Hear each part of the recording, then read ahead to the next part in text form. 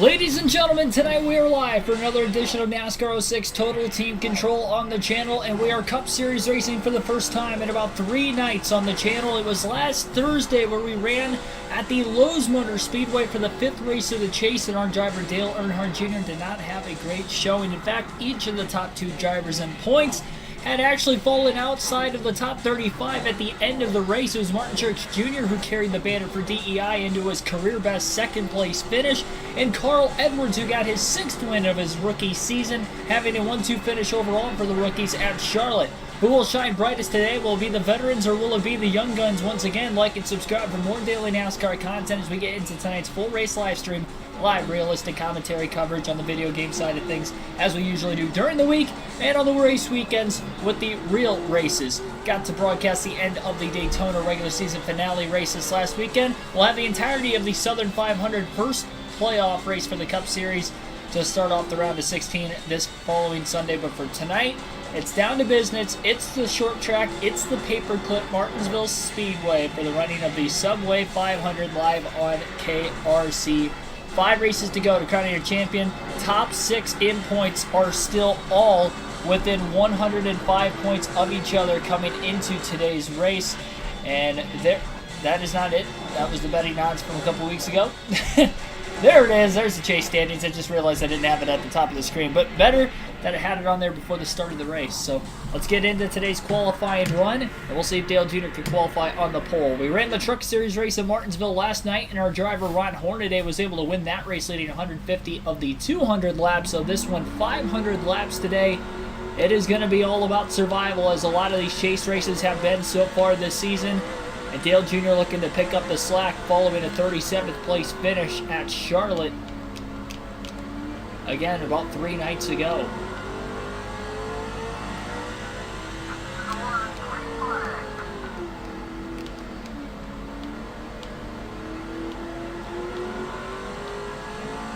Car seems a little loose off the exit of the corner when Dale Jr. is trying to pick the throttle back up. It's not going to be a bad first lap by any means, and actually it might be quick enough for the pole. And it is! 20.366 for Dale Jr. That will be a pole time. He'll run lap 2 to get himself an extra lap of practice. And then we'll get on into the race here shortly. Bounce off the curb through turns 3 and 4. Going to be seeing a lot of that from a lot of different drivers today. Picked it up a little bit, about 0.2 of a second. A little bit quicker on lap 2 with a 20.148. Wade Solinsky, Billy Kramer, Furfer Express, Derek Booth, Bentley Potts, and others, welcome into the stream. Let's get tonight's race underway. Is that right? I just saw Kenny Schrader qualify top 10. Good for Kenny. I think he started in 10th place. Well, the points leader, Carl Edwards, outside of the front row in the 99 for Roush Fenway. Kurt Busch, who's 3rd in points, starts in the 3rd place position. The green flag is in the air. Dale Jr. will lead the field to the green and the Subway 500 at Martinsville. Jr. off the curb on lap 1, turns 3 and 4, but he's going to hold on to lead the opening lap of the race today. And Kurt Busch was able to quickly get to 2nd in front of his teammate Edwards, who is still stuck on the outside. Johnson now to the inside as well. Off the curb again. Keep chopping off turns 3 and 4 just a bit. Did it one of the 2 laps in qualifying. Now I've done it the first 2 laps of the race. 1 and 2. Junior's rolling a lot better in. Edwards trying to get back to 2nd place around Kurt Busch in the 97. Another bounce off the curb. Edwards is clear of Busch for 2nd place once more. 20.299 that last lap. It was quicker than the first lap he put down in qualifying, but not his 2nd lap. About a little over a 1/10 of a second off from his pole time yet. Still very early in this one. Stays off the curb that time through 3 and 4, so maybe a bit better. And that lap time will be a 20.197, so that was as fast as in the first 4 completed laps of the race so far. 1 caution-free in the Truck Series race last night, all 200 laps. It was our 2nd caution-free truck race of the season. Still no caution-free races, or sorry, we've only had 1 caution-free race in the Cup Series, and it was at New Hampshire in the first race of the chase. was a flat track. This is a flat track, but this is also only a half-mile racetrack, so we'll see how this is all going to pan out.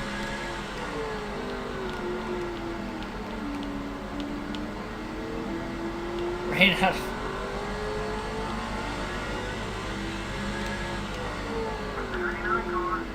Trying to read the comment section. You guys know it's hard for me to do that on these short tracks. I'm doing my best. Austin Dillon did it for the funny. Okay.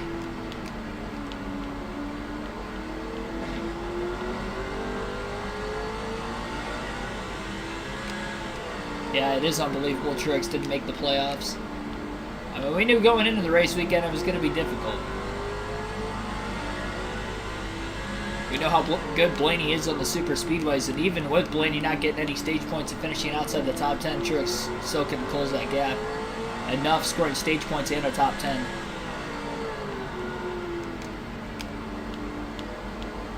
He put up a fight, though. Both teams did, really, considering the resilience the 12 team had. He was able to keep that car in the race despite all the damage it was, even though he finished 6 laps down. Billy Carjoy, thanks for tuning in. Hear a bad word? Nope. I don't know what you were talking about. Jack Johnson, thanks for tuning in. Patrick Shadley, thanks for tuning in.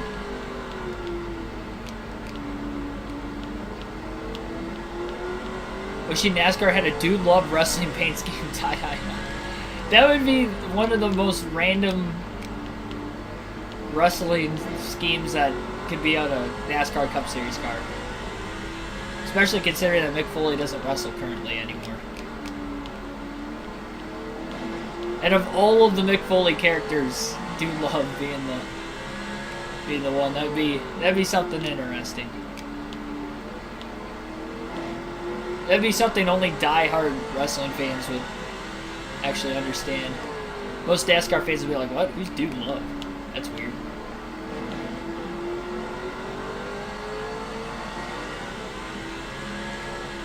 Dale Jr. quickly pulling out to about a half a second race lead right now over Carl Edwards. Managing this gap in the early going. Hasn't caught lap traffic yet, although it looks like he will in a few laps. This being just a half-mile short track, 20 laps to catch lap traffic roughly in this 43-car field. The only 2 races Dale Jr.'s had top 10s in the first 5 chase races are the 2 races he has won at New Hampshire and then also had a win at Kansas. Led the most laps in both of those races as well. It seems like the races he hasn't had good finishes, he also hasn't really ran up towards the front most of that race. Or those races, I should say.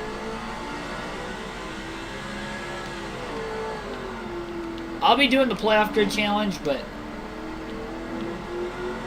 I don't plan on doing anything like that for fantasy.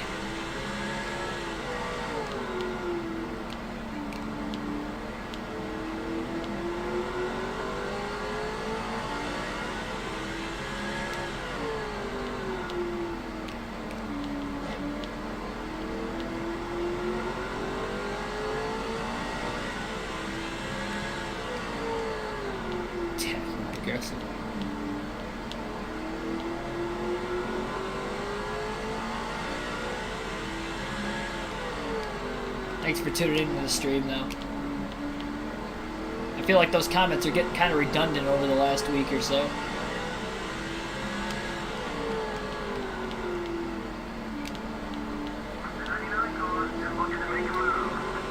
First lap car right in the way of Dale Jr. 18 laps in. Jr. going to go down to the inside. Make the pass. That's the Dover Monster in the 100 car, by the way. The coolest fantasy driver in all the EA Sports NASCAR video games. Can't dislike the Dover Monster. I wonder if he only races at the concrete tracks. There's concrete labs in the corners. Martinsville, maybe that's why he's here. Junior's passed 2 lap cars in 2 laps since getting into lap traffic at lap 18. Even with a little hop off the curb that last time through 3 and 4, he still cleared the 142, and now he's got a couple of the actual drivers in front of him from the 2005 season. Kenny Wallace, Jason Leffler, Jimmy Spencer, Ryan Newman at the tail of the field. That's shocking to see Newman this far back. He is a non-chaser, but still, that is a very, very competitive Penske car. Does have a win this season as well. Michael Waltrip towards the tail of the field right now as well. Play some Lady Gaga. This is such a random thing to say. And I will say, of all the pop artists, you know, out there, I don't even know if she, like, even has any new music or anything, but that's, like, a voice that I would love to see collab with, like, well, I mean, she kind of did do a collab somewhat with Metallica, but I'd like to actually see her do a legitimate, like, album with them. That'd be pretty cool. Granted, I'm a huge Metallica guy, but she's like the one pop artist that kind of has like a rock kind of voice to her.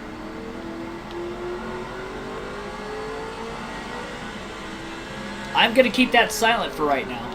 I'll have my playoff predictions in a video at the end of the week. Or no later than the end of the week, so I'm not going to spoil that right now as far as who I think is going to be dropped out at the first round or who I think is going to win the championship. We'll bump to the back of Jason Leffler, moving the 11 car up out of the way just a bit. Dale Jr. out to already about a 6 to 7/10 of a second lead. Gotta be careful not to bump into too many cars, especially this early in the race. 500 laps. I know this car showed its durability at Charlotte, even though he still finished 37th, he still finished the race. Even if it was a few laps down.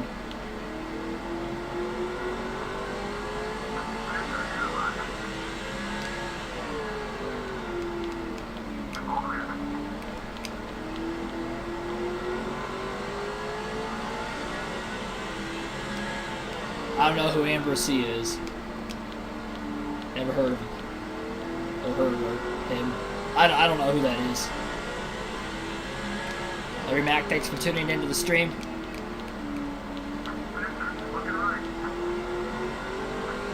Ryan Newman blocking down to the inside. Newman being usual Ryan Newman.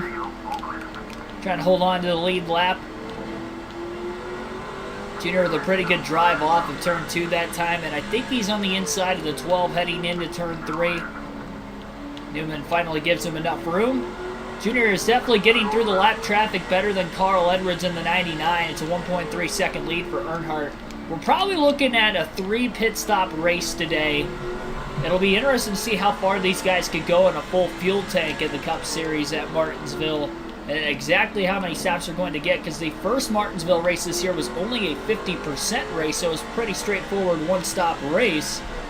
Today it'll be interesting to see if it'll be a 2 or a 3 stopper, especially in the non-stage racing era. Don't know exactly when cautions could come out, if we see any. Truck race went caution-free, even though this is an extra 300 laps, so I don't think this will go caution-free, but you never know. Michael Waltrip in the 15 car at the tail end of the field right now. Tail end of the lead lap. Dale Jr. right in line behind him. He's going to let Waltrip go just a little bit for right now. We'll actually transfer to Michael Waltrip this time by at the start-finish line. We'll take our first field pass in the early going of today's race. Try to get Waltrip up through the running order just a bit more. As he looks to the inside of Terry Labonte in the 44. Makes a clean pass on him. Looks like Martin Truex Jr. is towards the tail end of the lead lap as well. Waltrip moving Borisset up out of the way.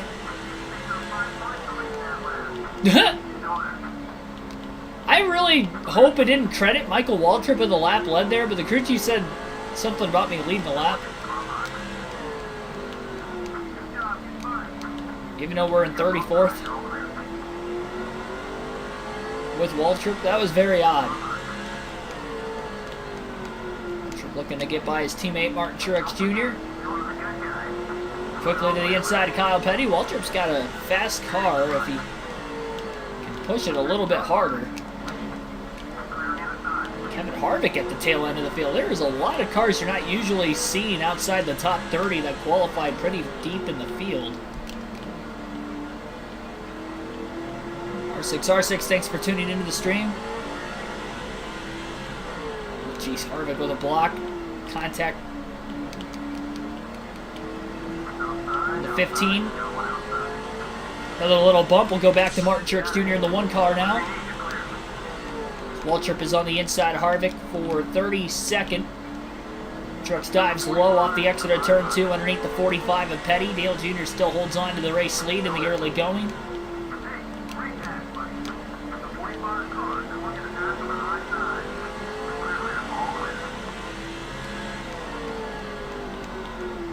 Mark Mars, thanks for tuning into the stream.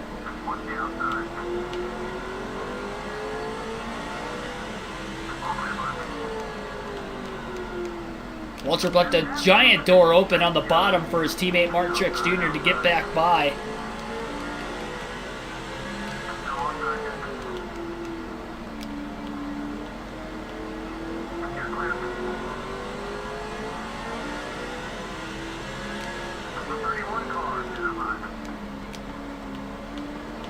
Bobby Labonte, one of the chasers towards the back of the field right now, and I think I see Mike Bliss just a couple spots ahead of Truex as well.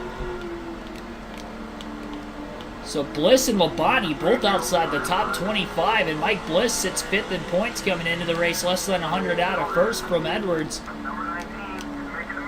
Edwards up in 2nd place in the early going. Truex making a lot of passes right now. We'll go back to Dale Jr. next lap.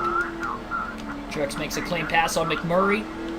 Despite the 42 car squeezing him a bit, Truex quickly to the inside of the 41 of Casey Mears as well. Drives it in deep into turns 3 and 4. Gets by Scott Wimmer. Passing both cars through turns 3 and 4. So Truex up to 23rd. That'll save him for a little bit of time at least. Carl Edwards starting to close that gap a little bit on Dale Jr. It was a 1.3 second lead, now down to about 0.6 of a second. Last car in the lead lap is John Andretti in the 14 cars. We sit at lap 41. Noah Hall, thanks for tuning into the stream.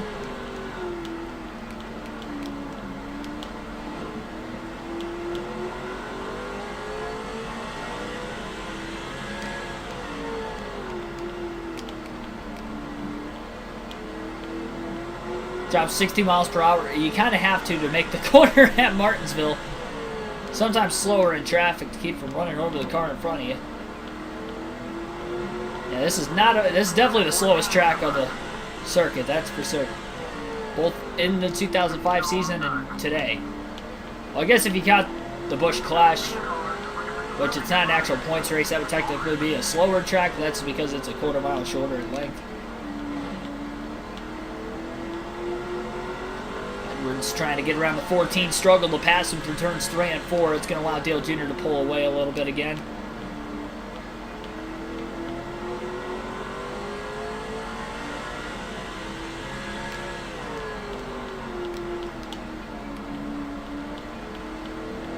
Jr. can lap some of the chasers like Mike Bliss and Bobby Labonte at the rear of the field. That would be great for him this early in the race.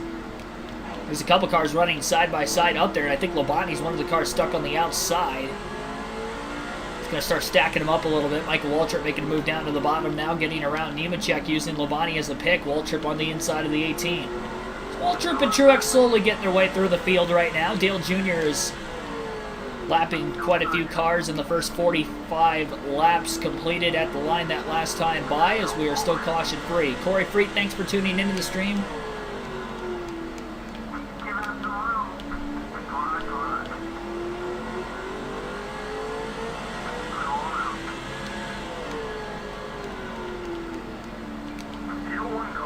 Waltrip going to get stuck on the outside. His teammate's about to put him a lap down.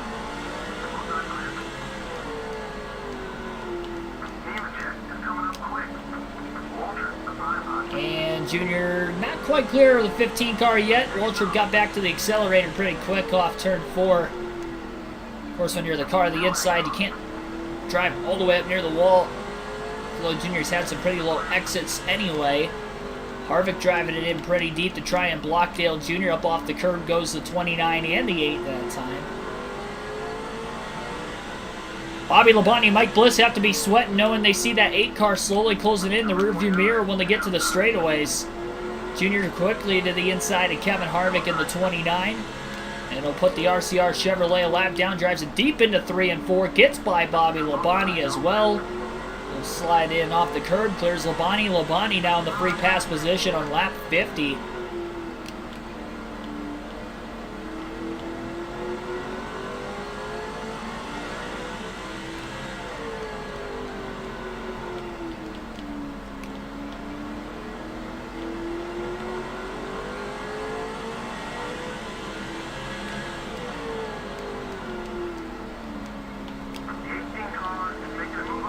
Open Trucks has another solid run in him. Just picked up his second top 5 of the season at Charlotte. Career best second place finish at that.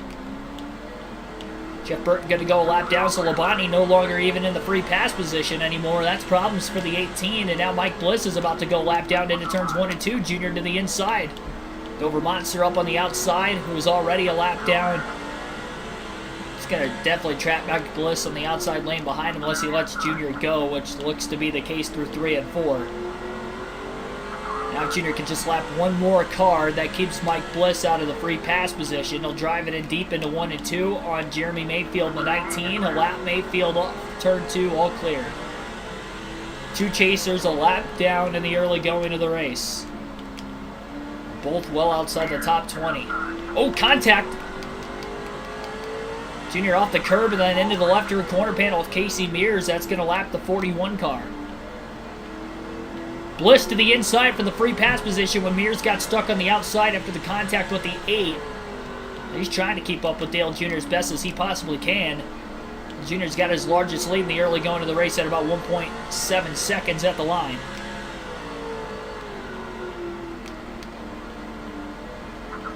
Black Superman, thanks for tuning into the stream. Yeah, this is a long race. You just got to be on the right side of the cautions, I feel like. I know Dale Jr.'s got a fast car. He won at Martinsville earlier this season. Has a good shot to get the Martinsville sweep, just like Ron Hornaday did in the Truck Series last night.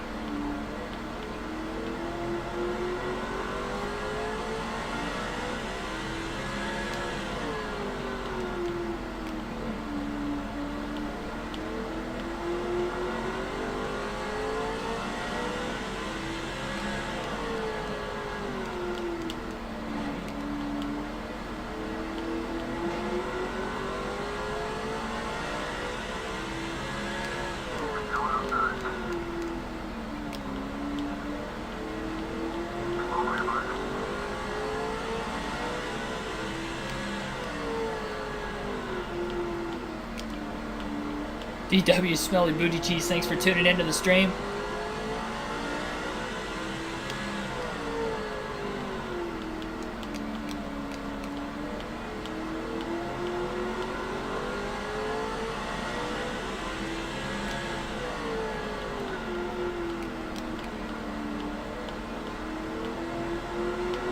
Tad bit timid when the rubber meets the road, so to speak. I'm not exactly sure what you mean by that, but thanks for the feedback, I guess.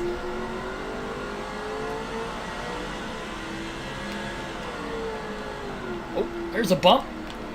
McMurray moving Scott Wimmer out of the way. Seeing Dale Jr. closing in fast. Make a pass for Wimmer. Wimmer on the outside is going to go lap down. McMurray may be a lap down regardless anyway. They might have bought him an extra lap or two, but that's going to be about it.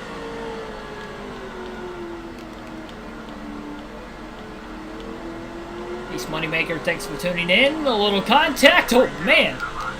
Thought that was going to turn the 42 car around in the middle of the back straightaway as McMurray's rear wheels got lifted up off the ground as he got very sideways. And now he'll be a lap down in this race as well. Junior pulls out to a 2-second race lead over Carl Edwards, the points leader.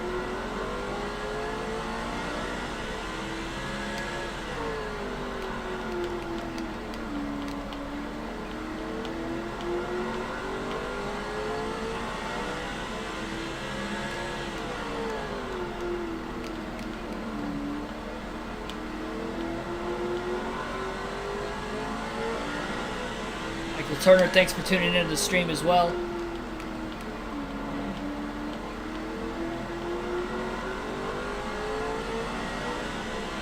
Not confident. Oh, I'm confident. I mean, I get nervous in certain situations, but I wouldn't say right now is the time where I'm not confident. I'm just not pushing 100% this early in the race. I think it's fair to say that most drivers in a 500-lap race at Martinsville aren't pushing super hard on lap 64. It may be a little bit different, I guess, if you're like in the playoffs with it now being the second to last race of the season and you're like in a position where you know you have to push hard if you're going to make it. But in this situation where there's no stage points on the line, we're just fighting the lap 500 rather. And Dale Jr. obviously wants to get the most laps led along the way. He's leading, he's pulling away, no need to risk anything too major here. Trying to make this a championship caliber drive.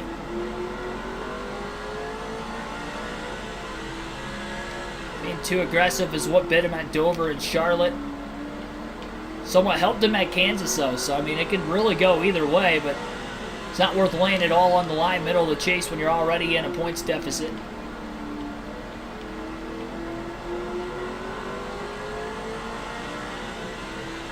Are you talking about, like, the racing or the commentating that I'm not confident in? Oh, gosh.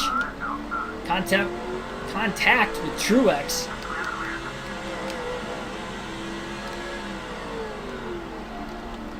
Knocking the tires up that time a little bit too hard. You race to win. Well, yeah, you race to win, but you can't win the race on lap 68. I think Ross Chastain... Well, I don't know. He wouldn't tell you that, I guess, but I think a lot of people would tell you that that's probably the best example of a guy that tries to win the race too early and kind of rubs people the wrong way. Your racing commentary's good. Well, that's the main focus of this, too. Like, obviously, I want to win the championship and make it more entertaining when I'm running at the front versus if I'm running in 30th the whole race, but... I mean, the main focus of the channel is the commentary side of things. That's why we do the live commentary, 7 days out of the week, really. This for filler stuff during the week, and then for the real races on the race weekend.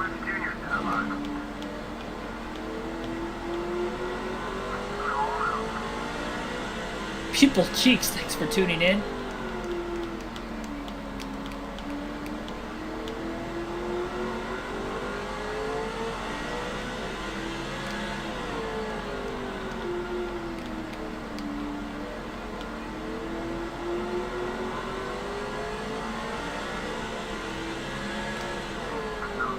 Gosh, I just turned the 11. I was looking at the chat and I turned the 11. Just looking at it too long. That angle looked like Dale Jr. didn't hit him, but obviously Dale Jr. just launched Jason Leffler into the wall. That's going to be the first caution of the race today. Not the caution Dale Jr. wanted to see when he was pulling away from the field, and now because he caused the caution, he's going to have to pit. He can't pit for fuel or tires, unfortunately. That wasn't a product of just pushing hard. I mean, that was just a product of me not paying attention. Looks like everybody else behind Dale Jr. is going to hit pit road, so Jr. should still be the leader, but he's going to be on about 70 lap older tires than the rest of the field behind him, so this is going to be interesting. Z, thanks for tuning into the stream. Oh, lap 68 matters. I mean, every lap matters, but... I know how easy it is to DNF in this game if you have a lot of damage, and the idea is not to put a lot of damage into it.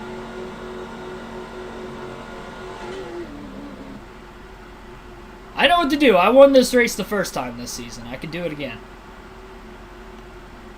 Dale Jr.'s got the speed. Can't be making mistakes like that. That's for certain, though. That's definitely going to put Jr. behind, even though he's technically still in the lead. Quick fight to the bottom of the racetrack, but he got knocked up the racetrack as he squeezed the 42 of McMurray. And now he's got a hole. He's going to back out of the throttle, hop in line between Casey Mears, Bobby Labonte, who both restarted a lap down. So the two Chip Ganassi Dodges are able to get back on the lead lap initially, but at least Jr. holds on to the lead, getting to the inside, and he's going to have a tough time trying to get around him.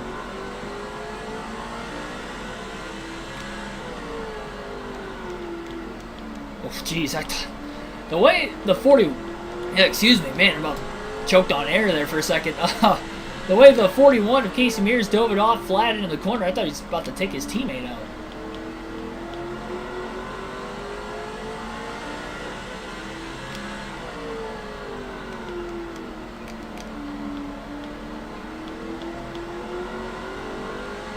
That is not at all what I meant by that. Did I even say that I could run last the entire race and win at the end? I did. Obviously, I've led every lap so far. I haven't been pushing 100% every single lap. I mean, when I'm in the open, I'm definitely willing to push harder, but in lap traffic, a little bit different, especially as the tires wear.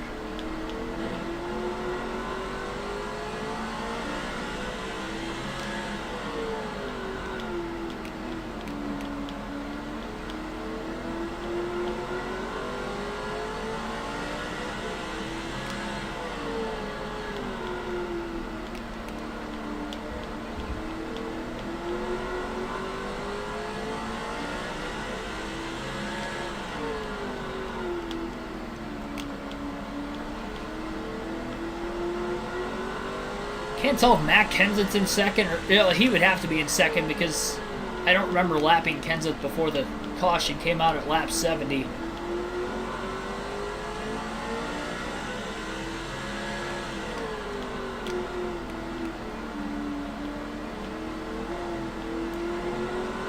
Junior keeps hitting that curb every corner. This is going to be a hard time for Dale Jr. with these drivers on fresher tires behind him. Obviously, he is struggling just to keep up with the 41 of Casey Mears.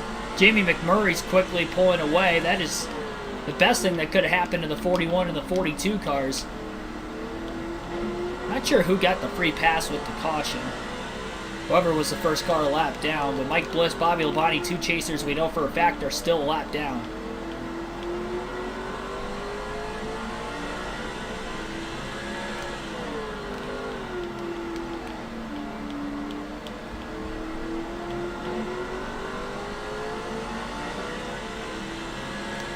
Matt Kenseth definitely on the lead lap, riding the coattails of Dale Jr. and trying to get to the lead. Kenseth had a DNF 2 races ago at Kansas. Jr. got squeezed in the corner. He was underneath Casey Mears, and now he runs into Mears, moving him up out of the way, middle of the front straightaway. After Mears had chopped him off in the middle of the corner when Dale Jr. already had the positioning. Luckily, Dale Jr. held on to his car, both contact situations, that Matt Kenseth wasn't able to get back underneath Dale Jr. and get to the lead, but he quickly gets around the 41 car in comparison to the 8, and Kenseth is charging hard on those 70 lap fresher tires. Yeah, I'm trying not to hit the curb. I'm trying to get as close to it as possible without touching it. I wouldn't be flirting with it as much if it was like Dover on the apron or Charlotte on the apron where you just spin out as soon as you touch it. And I honestly remember the curb being more violent at Martinsville the first race here. I noticed that for the Truck Series last night too. We raced here in the Truck Series. I didn't feel like it was throwing my truck around as much as what it did in the spring events. I don't know if that's just the game or if I was getting lucky. So the field already pitting, they're definitely willing to make this race on 3 stops with pitting when they did, or potentially just pitting under any caution. Dale Jr.'s got about half a tank left. He really is going to need a yellow before everybody else, or before he has to pit, or after everybody else makes green flag pit stops and we cycle through, because otherwise he could be in danger of going a lap or 2 down right here at Martinsville, despite the fact he's led the first 90 laps of the race this time by. Man, it is pouring at my house. The tree just outside my house whipping around. My thoughts on the Sundrop car? Isn't he racing out of North Wilkesboro? You have to correct me if I'm wrong on that. I don't know too much of the details of it. I know it was a throwback to like a, I don't know if it was like a super stock car or a late model he used to drive or whatever. Well before his NASCAR career, I know for a fact. I've seen the paint scheme. I mean, it's cool, I guess. I don't really have many thoughts on it. I think it's just cool for Dale Jr. to be running, you know, at North Wilkesboro in general. And just the push he's had and the influence he has of being able to basically resurrect these tracks that have been pretty much long forgotten by not so much NASCAR fans, because NASCAR fans remember them. Older drivers definitely remember them.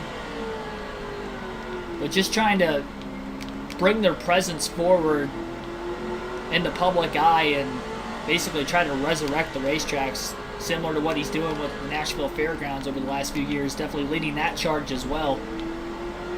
Where will we be as a sport without Dale Jr.? Or just the Earnhardt name in general. His dad mostly on the track back in the day, and now Dale Jr. both on and now even off the track. 3 wide into turn 3, a little bit of contact as Jr. clipped the curb and then launched up into the 08, who also made contact with the 22 of Wimmer. Jr.'s getting through the lap traffic a little bit better than Kenseth, although he's made a lot more contact this time around compared to the first time around. Field runs about 175 laps. Yeah, that's kind of what I was thinking too. Oh, Rusty Wallace is running too. Awesome. I didn't know about that.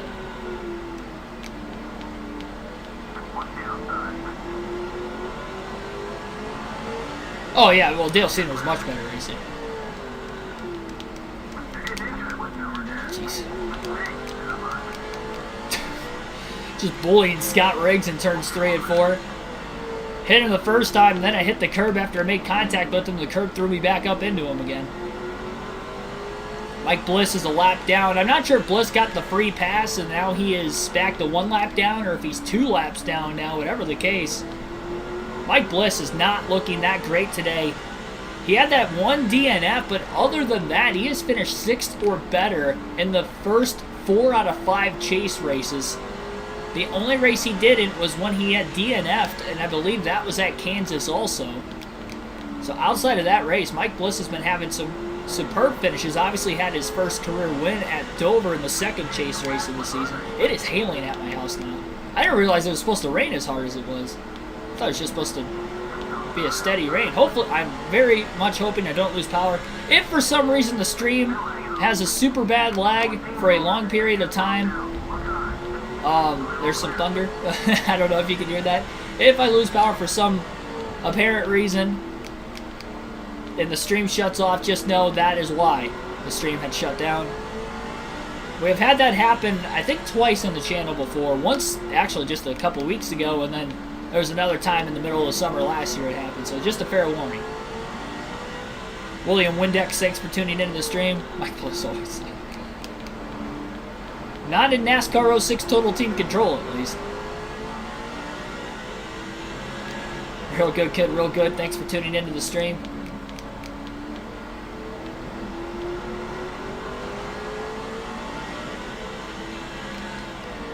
I'm not sure exactly why NASCAR did away with 3-digit numbers. I feel like it leaves more sponsorship opened up on the door. That could be a reason why. I'm almost wondering, because they stopped using 3-digit numbers like even before the modern era, and I'm almost wondering if it had to do with it was easier to see single and double-digit numbers rather than 3-digit numbers when they were running bigger racetracks. I don't know if that's 100% accurate, but I feel like that would be pretty accurate considering the fact that it was literally just eyes in the tower keeping scoring back in the day. I wonder if that had a lot to do with it. We just never went back to 3-digit numbers for whatever reason since then. Now I feel like it's more, sponsorship reason. It's less room on the, less room on the side of the door for sponsorships, especially in this day and age. But I feel like originally it was maybe a little bit more for that first reason I stated.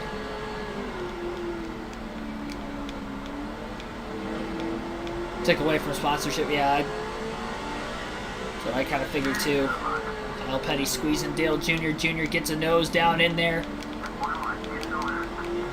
Rubs and run his way on past Kyle Petty in the 45. Just over 100 laps in out of 500 today in the Subway 500 at Martinsville, live on KRC. 33 people watching, only 15 likes so far. Be sure to hit that like button and again subscribe for more daily NASCAR content. So we have just less than 400 laps to go in this very long race. Everybody is pitted once except for Dale Jr. for fuel and tires, who couldn't pit during that first caution after accidentally turning Jason Leffler, who was a lap car right in front of him at the time. And Leffler all of a sudden is right in front of Dale Jr. again, and right behind Jimmy Spencer, which is exactly what was going down the first time before Dale Jr. had accidentally gotten into him and turned him.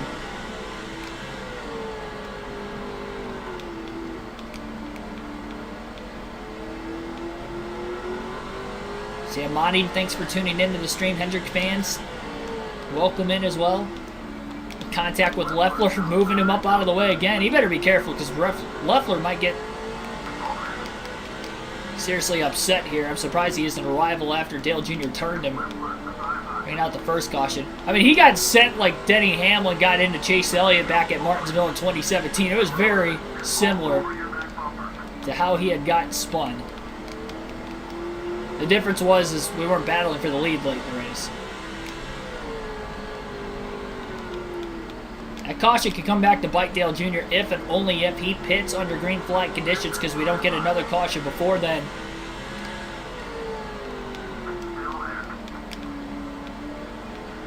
And a caution comes out after Dale Jr. hits pit road and gets trapped a lap down.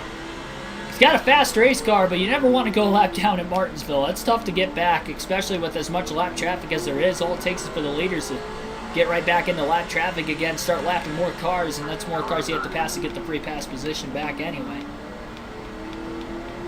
Martini, thanks for tuning into the stream. Spotters, yeah, that's probably another reason.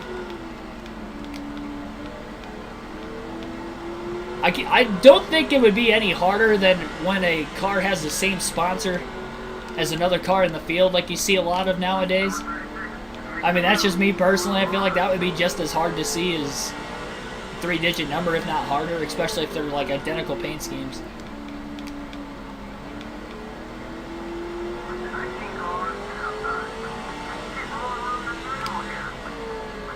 Three wide into 3. Junior on the curve, trying to get a little more room. He had his 2 tires below the curbing, and he just couldn't hold it all the way through the corner. A little contact with Mayfield. Smart move would have been just to back out of it and let the 15 and the 19 go to the outside. Mayfield holds on. Waltrip's going to go 2 laps down now.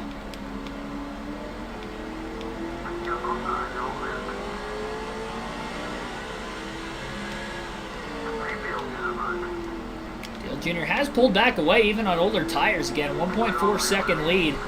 I think it's safe to say Dale Jr.'s got the fastest car in the field today. The more cautions we get, the more it can maybe play into other drivers' favors. Obviously, that's going to be about the only shot they've got of dethroning Dale Jr. of the win today. Jr. would like to lead as many laps as possible, keep other chase drivers from potentially leading any laps and getting bonus points. Off the curb by Earnhardt, up into the side of Ryan Newman. And Newman got the wall off turn 4 as a result of the contact with the 8 underneath him, and Jeremy Mayfield will pass Ryan Newman. Both cars are 2 laps down now in this race.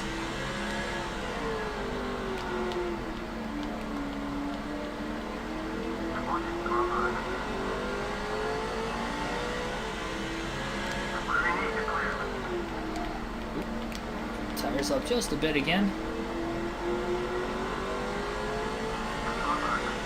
Surprised Dale Jr. still got as good of an acceleration off the exit of the corner. Got one car blowing up in the middle of the front straightaway right now. This might cause a stack up in turns 1 and 2. Junior's going to go to the outside just in case. They didn't stack up as bad on the bottom. And it's the 142 car who has blown an engine. Joe Nemechek moving Kenny Schrader out of the way. Schrader qualified top 10. I think he might be the last car in the lead lap right now. Either him or Quaffle. I don't remember lapping either one of these two before that first caution about 50 laps ago.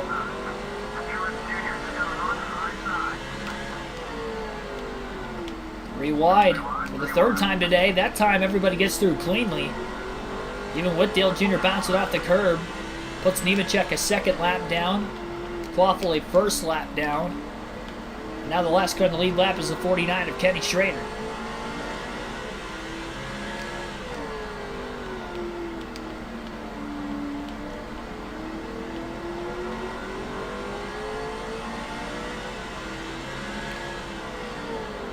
Largest lead of the day for Dale Jr. right now at lap 123, 2.5 second lead. Over probably one of the Roush cars, considering Matt Kenseth, Carl Edwards, and Kurt Busch were all towards the front of the field. Fabio Antunes, thanks for tuning into the stream.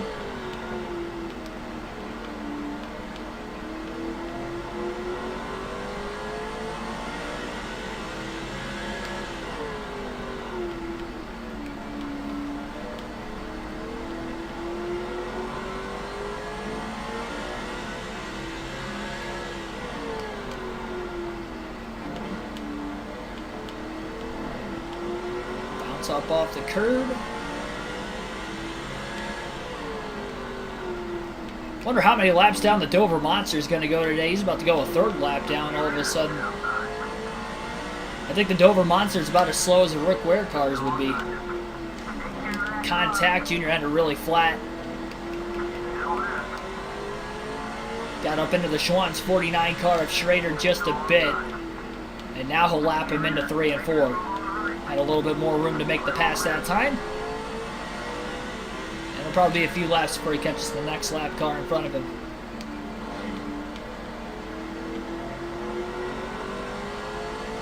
I will say, though, both Rick Ware cars had top 10s yesterday at Daytona, so I might take that statement back a little bit. I know it was under rare circumstances of how they got the top 10.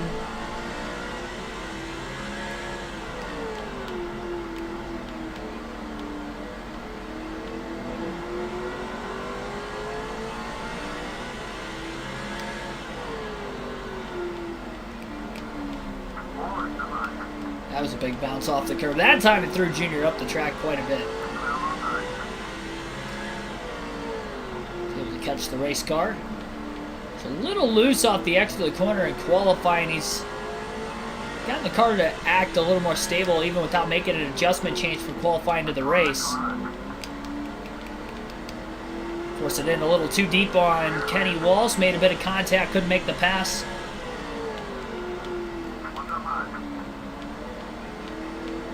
A lot better through 1 and 2 that time. And a lap the 0-0. Now he's got the 0-0 with the 1 in front of it up next.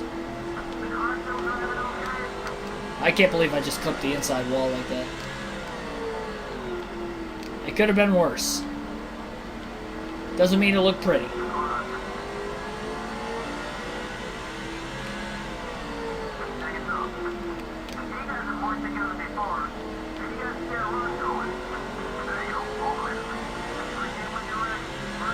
Only a quarter of a tank of fuel left on the 8 of Dale Jr. right now.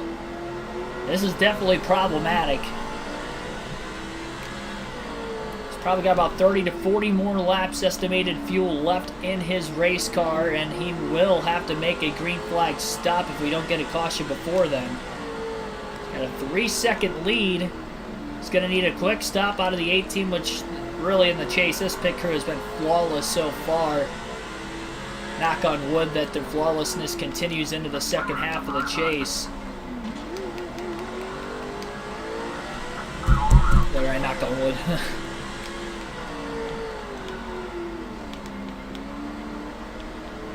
Dale Jr. all over the 22 car, knocks him into the wall. Off the exit of the corner to make the pass.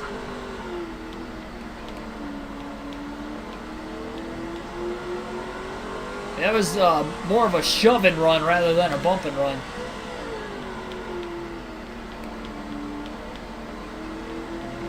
If you can come out of Martinsville without making any rivals, that'd be ideal. Surprised Jason Leffler wasn't one. Probably not the last time we'll see him today.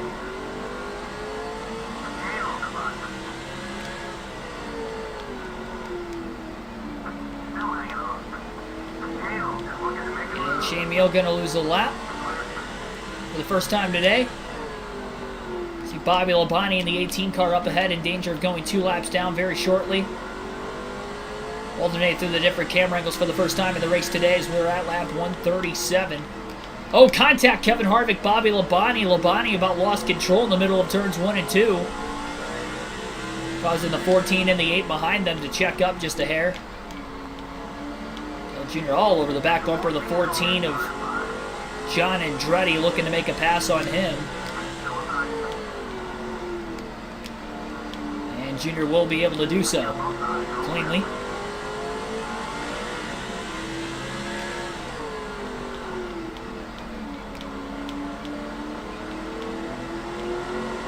Yeah, they definitely have a big chance of winning the title. Ken's at the midfield in the back half of the chase, but Edwards is leading the points, and Kurt Busch, the defending champion, is sitting in third right now, trying to go for back-to-back titles. The Nextel Cup Series, as he is the 04 champ. Contact with Kevin Harvick in the 29.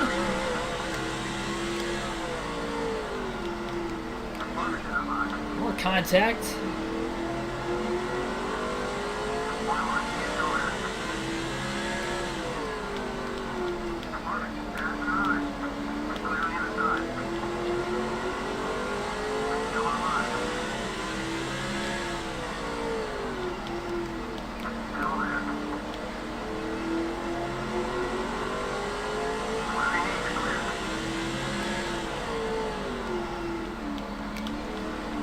Yeah, 6 of the 10 chase drivers are Hendrick Motorsports and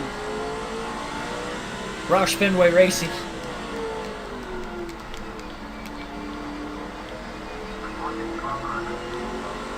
Oh, contact with Labonte. And Bobby Labonte going to lose a second lap. He's definitely last of the 10 chase drivers right now.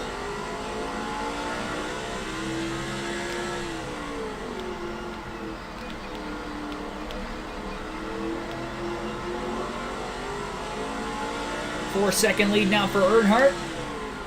Trying to get his second grandfather clock of the season. Yeah, Gibbs has Stuart Labonte. And then the only other 2 chase drivers would be Mike Bliss for Haas and Dale Jr. for DEI.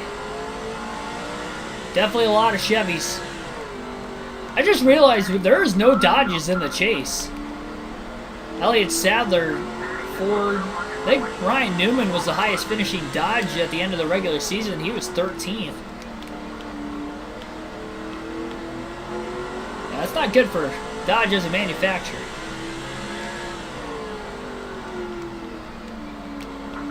Six Chevys versus 4 Fords, and the 4 Fords are all for Roush Fenway. Mike Bliss, if he wasn't already 2 laps down, he'll be 2 laps down now. Junior not clear yet off the exit of turn 2. Bliss trying to hold on. Junior locking the tires up just a bit. Slides up in front of the 0 of Bliss. Beats him back to the accelerator on the exit.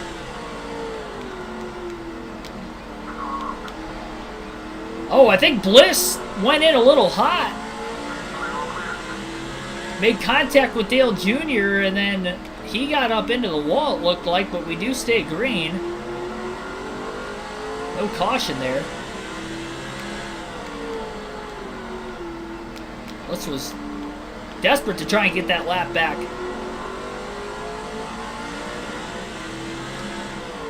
Overdrove the corner, goes up the track.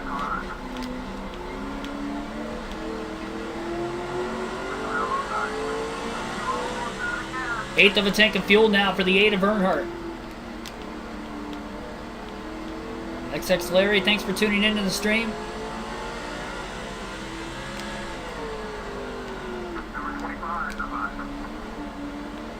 Bounce off the curb for Dale Jr. as he's underneath the 11 of Jason Leffler. Brian Vickers has been blocking Earnhardt for the last few laps. Jr. is going to beat him to the inside, move him up the track just a little bit through 1 and 2. Vickers going to go a lap down now. So he'll currently be in the free pass position at least until Earnhardt pits. Junior's going to stretch his fuel run out as long as he can in case we get a caution. 150 laps complete at the line that time. Earnhardt, the only driver who's not pitted for fuel or tires yet.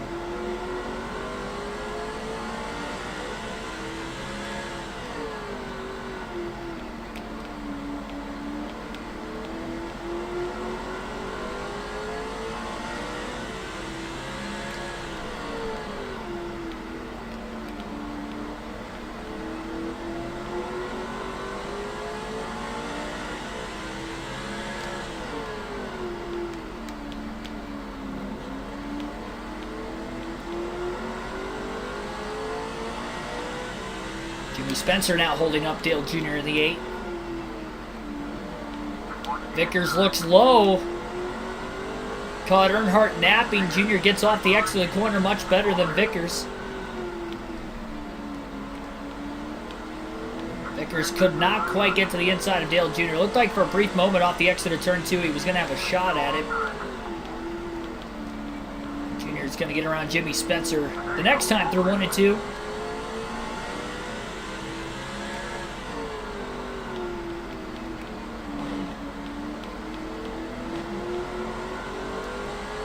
Green flag pit stop is not something ideal at Martinsville. Dale Jr. really going to need this to stay green until absolutely everybody pits. And considering that caution came out at lap 70 for everybody to pit the first time, it's going to be about an extra 70 laps after Junior pits before everybody else is going to end up making their stop.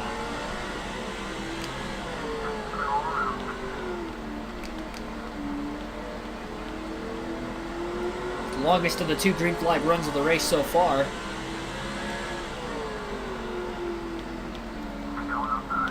A little bit of a hole for Earnhardt, maybe making a slight bit of contact with Casey Kane. Oh, contact again.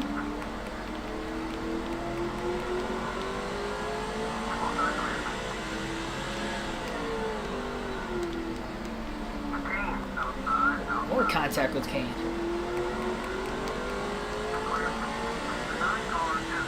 See Greg Biffle in the 16 car, just a few more cars up ahead.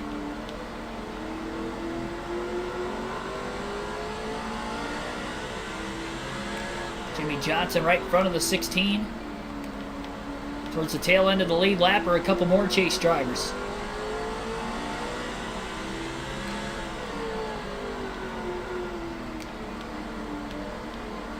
Oscar Ramirez Herrera, thanks for tuning in tonight.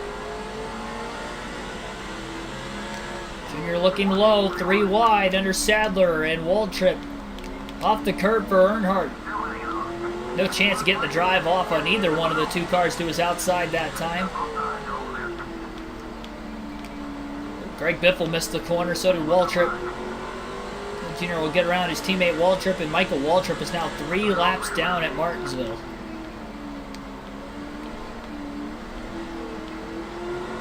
Big bounce off the curb. I'm sure the crew chiefs for the 16 and the 38 have radioed in that Dale Jr. is going to end up pitting fairly soon, so if they could just hold on long enough, they'll have a few more seconds of a gap over whoever the second place driver is right now. Meanwhile, while saying that, Elliott Sadler in the 38 going to go lap down anyway through 3 and 4. Greg Biffle moving the 10 of Scott Riggs out of the way. That slowed him down a bit, though. Dale Jr.'s got to run off turn 2 with a little bit of a block. Junior locking the tires up a bit now. He's not going to get the drive off on the 10 of Riggs as a result.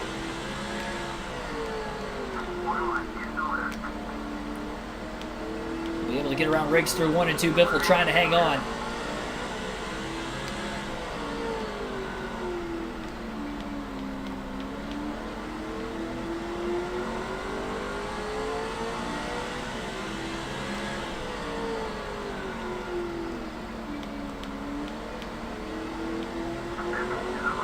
Junior looking low underneath the biff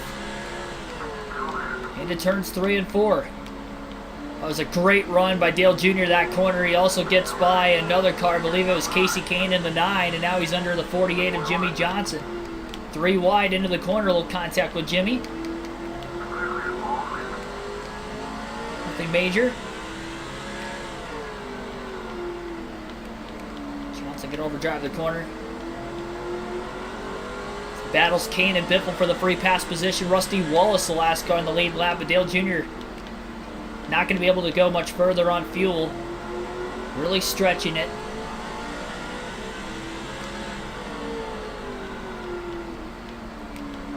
Caution ran earlier. I'd expect them to be able to go on 170 laps. Trying to make it to at least lap 170.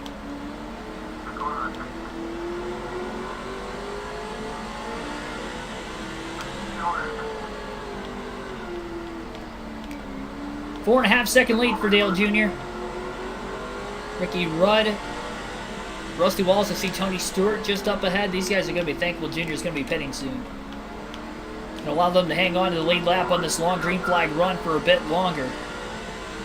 Dale Jr. to the inside of Wallace into 3 and 4. Wallace going to go lap down after Junior hops up off the curb. He'll clear the 2 car in the middle of 3 and 4.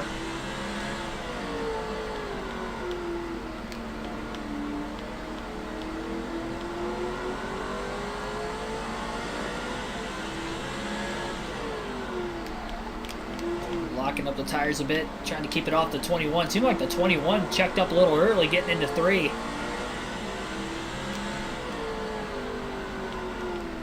Good on the awareness time for Junior to keep it off of him. He can afford to lock up the tires this late in the run and not wear them out too much more, considering he's going to end up having to pit anyway in a couple laps on the curb to get around Ricky Rudd. 170 laps complete at the line. Dale Jr. is going to pit this time. He's not going to risk it another lap. Locks the tires up again into turns 1 and 2, but Dale Jr. will be into the pits this time. It'll be a 4-tire stop. Going to try to get all the time he can coming into the pits. Very aggressive with the pit road entry. 4 tires of fuel for Dale Earnhardt Jr. No adjustments on the 8 car. He has had the fastest car in the race. He's led every lap so far, but no longer will be in the lead at Martinsville. He led that lap at the line still. It looks like Matt Kenseth is going to be the new leader. And Dale Jr. is going to go lap down, so now he's got to hope that it stays green long enough for everybody else to pit in about another 70 laps or so. Oh, I forgot my water was gone. I was about to take a drink there for a second.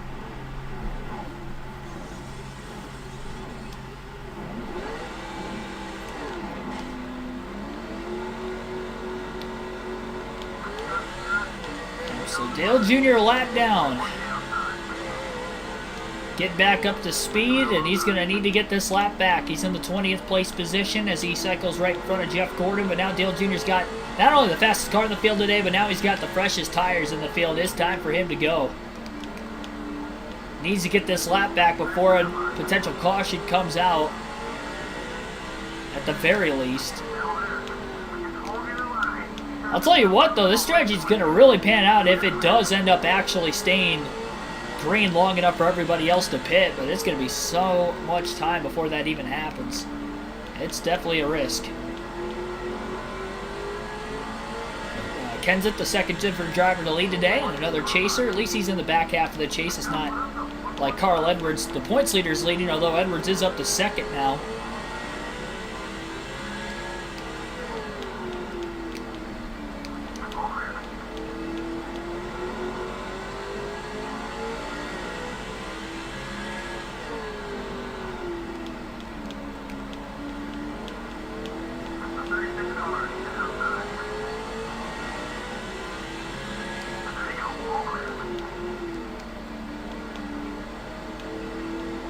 That was the first pit stop of the day for Dale Jr. If he goes another 170 laps, probably looking at lap 310 for Dale Jr. pitting, so it's still a 2-stop race to make it to the finish yet.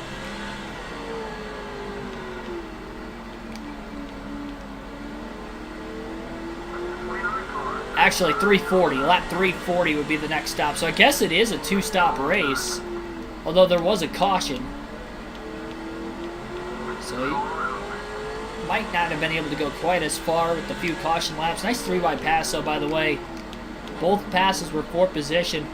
Junior doesn't even necessarily have to get back on the lead lap as long as he's in the free pass position.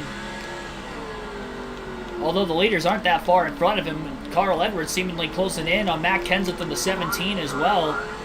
Junior off the curb still gets to the inside of Labonte with the fresher tires. Labonte still 2 laps down for the time being. Junior gets into the back of Riggs off the exit of turn 2 and he's trying to get the accelerator down. That costed him a little bit of time. Now Riggs hugs him in 3 and 4. Held him tight around the bottom. Kenny Walls already 1 lap down before. He's going to go another lap down. So Dale Jr. is in the free pass position in 18th. If we were to see a yellow, we'd have to restart the tail end of the longest line. On these fresher tires, though, he's going to drive by the second place car of Carl Edwards through 3 and 4. 2 more cars to catch Matt Kenseth. The lapper of Kenny Walls is next.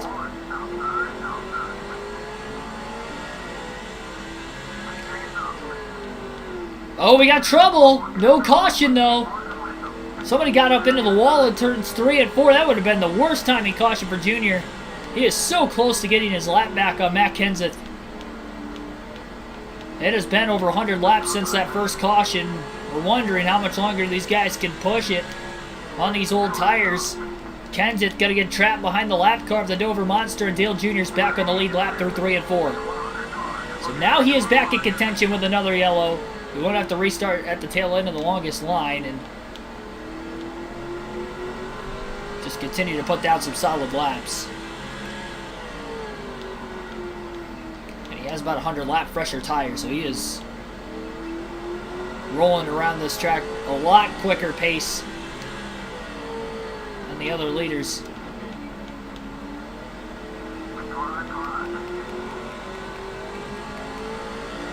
Stalled out behind the 22 of Wimmer, and Junior off the curb, gonna get by Wimmer. The inside, I think Vickers is gonna be for position, considering he's back in the lead lap now after Junior made that green flag stop. So everybody in the field has pitted once today.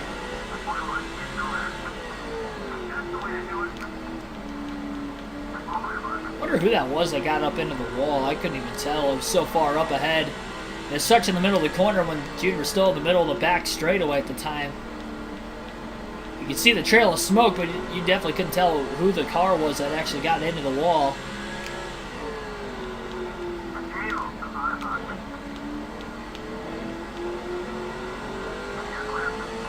Still a chance for Kenseth to lead quite a few laps, though. You never know if he might have a shot to lead the most. Junior's led a lot already.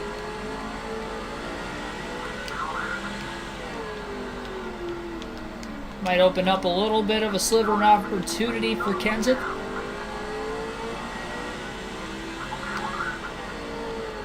The longer the leaders stay out, though, the more of a lead Dale Jr. is going to have once everything actually cycles through.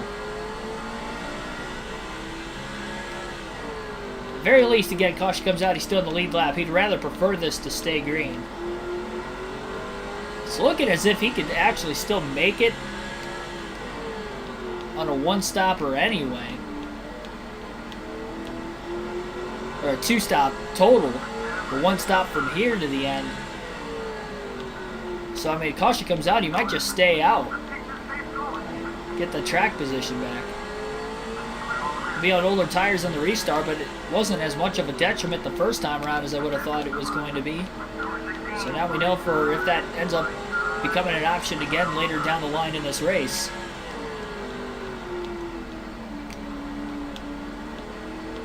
David Chumbler, thanks for tuning into the stream.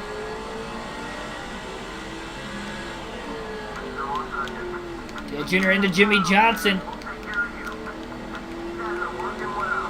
Launched the 48 car up onto the outside. Might have clipped the 14 of John Andretti up there as well, and Junior will get by Johnson, who is struggling today. Outside the top 10, and 14th currently is Jimmy.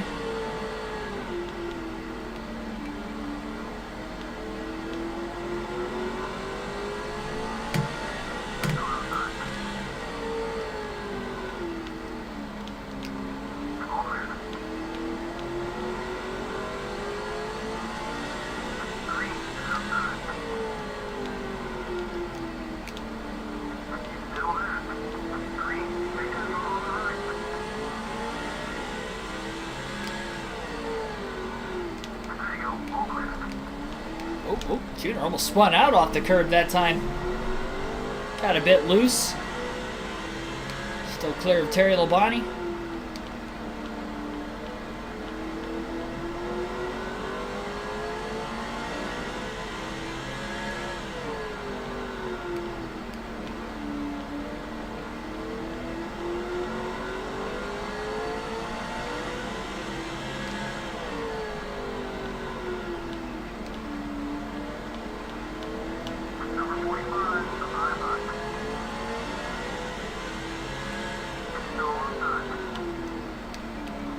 Rusty Wallace would be the 10th place car on the racetrack right now that Dale Jr. is trying to catch to get back inside the top 10. We're almost 200 laps in out of 500 today at Martinsville. One caution so far at lap 70. And your current leader is Matt Kenseth after Dale Jr. has led the most laps from the pole so far in tonight's race.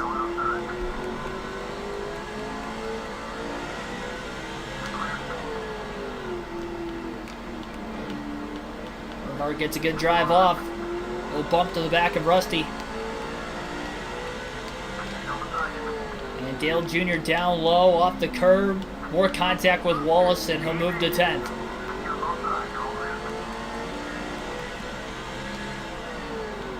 Still 15 seconds plus off the lead for Dale Jr. He's got a ways to go to get back to Kenseth.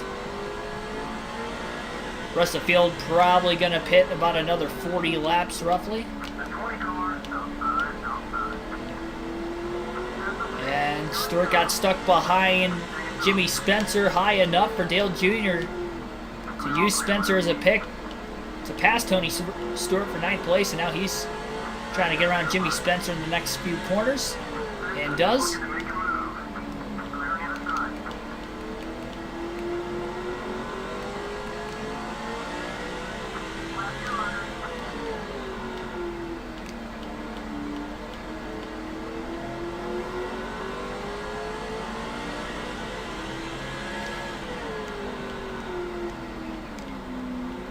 Yeah, I'll give you credit. No assist on the road course on Heat 5.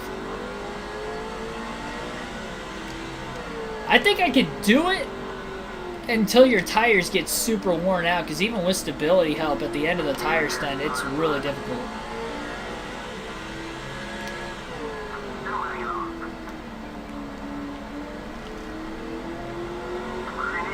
Pretty wide pass that time.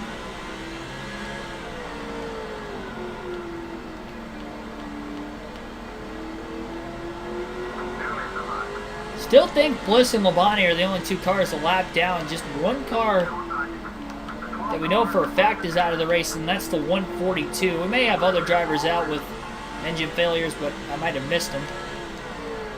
19.9 that last lap for Dale Jr. Pretty good lap. Brandon Baltzell, welcome to the stream.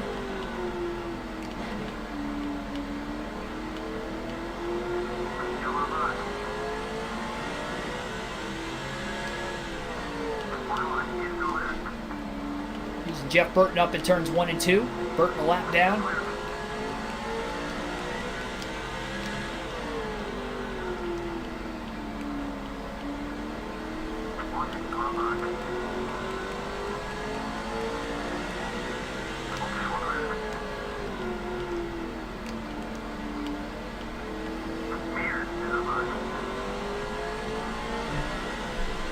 I'm doing great. Hopefully you are as well.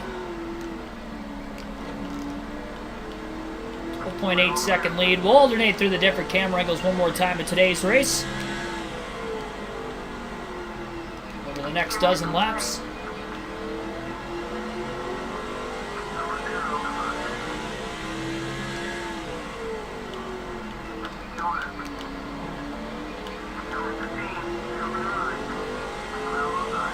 Junior making some passes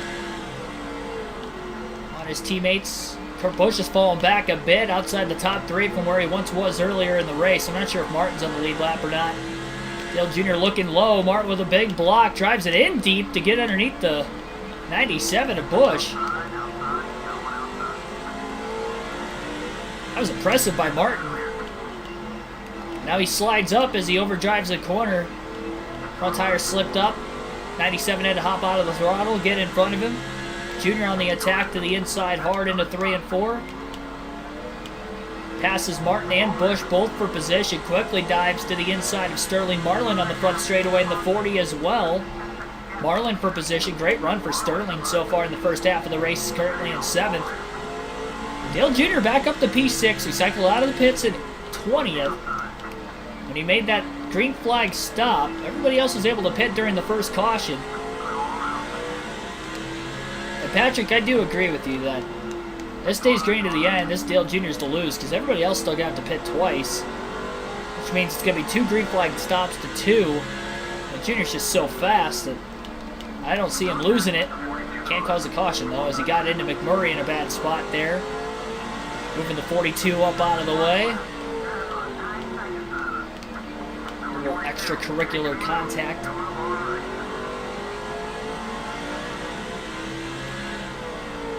19.710 that last lap. Oh, Truex got up into Scott Wimmer now. Holding those guys up.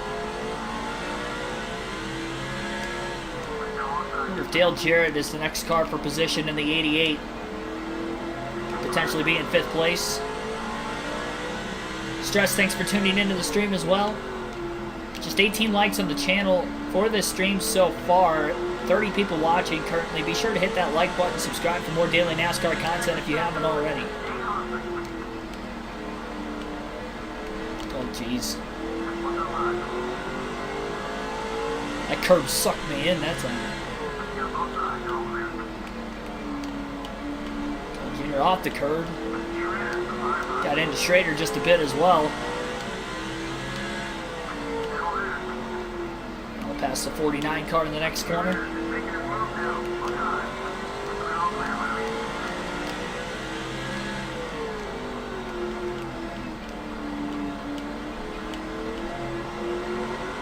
.713, gotcha.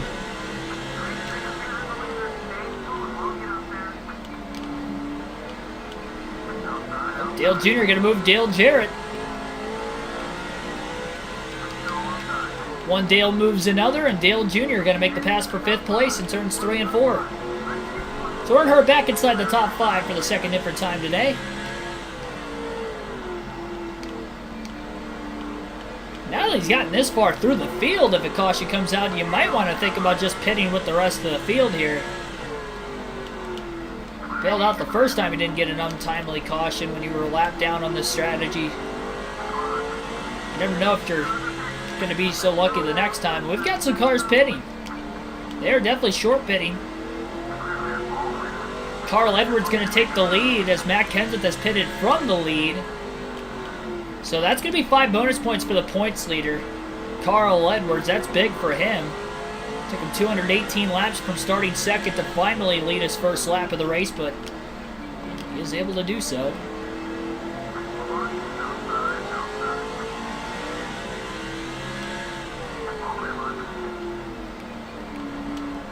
Junior up to 3rd. Carl Edwards is in the pits, and Jeff Gordon will get 5 bonus points as well as Gordon leads his first lap of the day. Dale Jr. up to P2. So Junior got up to 5th before everybody else started pitting again.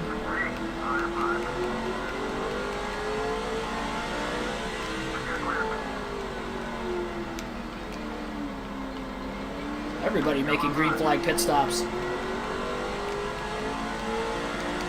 We'll go back to the far chase cam for the rest of the race now.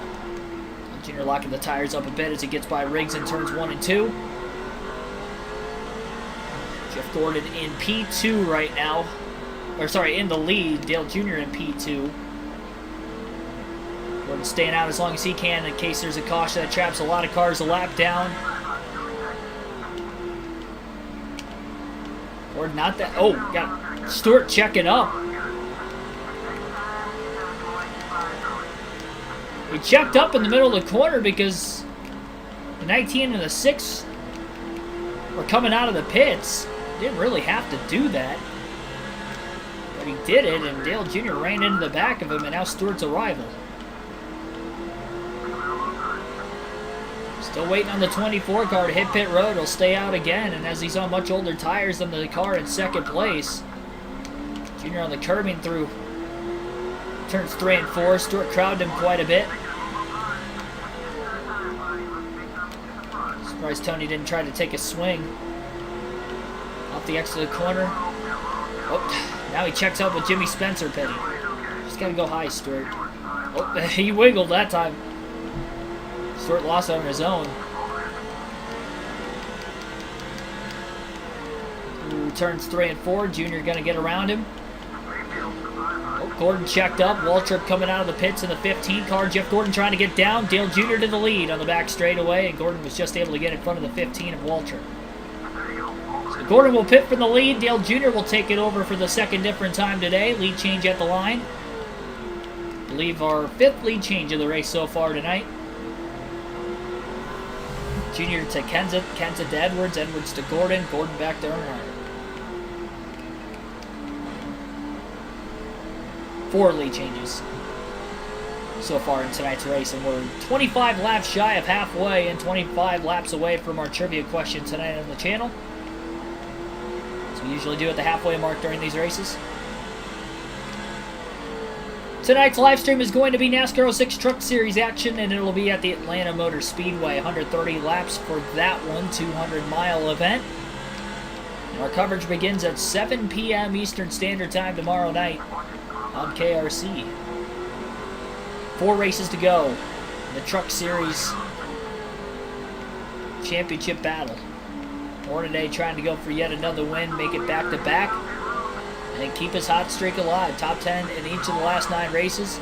8 of the last 9, he's finished 3rd or better. I think there's some lap cars that still are making their way to pit road for their green flag stops currently. Wonder how much of a lead Dale Jr. is going to have once everybody pits. Right now, it's showing him as if he's got a 1-lap lead on the field, so short pitting has worked out for Dale Jr. This alternate strategy has really worked out for the 8 because now he has lapped the field, so if a caution comes out, only the 2nd place car will get the free pass to get back in the lead lap. Everybody else still going to be a lap down, so that is huge. Although in doing this, Casey Mears now checking up in the middle of the corner. There's Kurt Busch who just came out of the pits. Junior's going to accidentally turn a car because of them checking up in the middle of the corner like that. The car's coming out of the pits. All they have to do is go to the outside.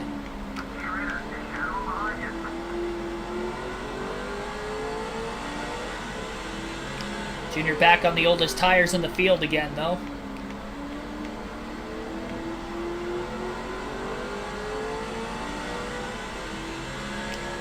Big block by the 41 of Casey Mears into the inside wall, up into Wimmer. And then Junior got into the 41 as well. The chain reaction of events there. That all started when Mears sideswiped the inside wall getting into 1. Driving in as flat into the corner, and then when he made contact with the 22, nowhere for the 8 to go but to run into the left rear of Mears again. Finally got around them both. He's got a little bit of clean air, clean room in front of him to race. Still in the first half of this one, though. Dale Jr.'s got a ways before he has to pit again. Try to stretch this into a 1-stop race to the finish if you can and make it a 2-stop race total for Dale Jr. His picture had a pretty quick pit stop the first time around. We'll see if he can do it again this time around. Hornaday's picture not so good on the 1-stop they had last time. Hornaday was still able to win the race despite it going caution-free. Definitely lost the lead. A large portion of that lead due to that slow pit stop, and he was able to get back. Still led all but just 50 laps in that race. 50 of the last 80 were the ones he didn't lead because it took him so long to come back from behind.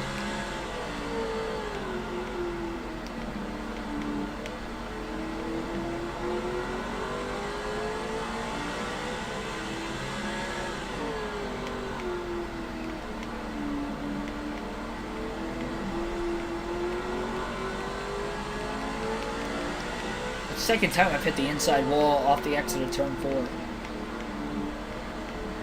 Hit the curve, sometimes it kind of sucks you to the left rather than throwing you up the racetrack. It's just kind of random on what exactly that curve is going to do to the race car every time a driver hits it.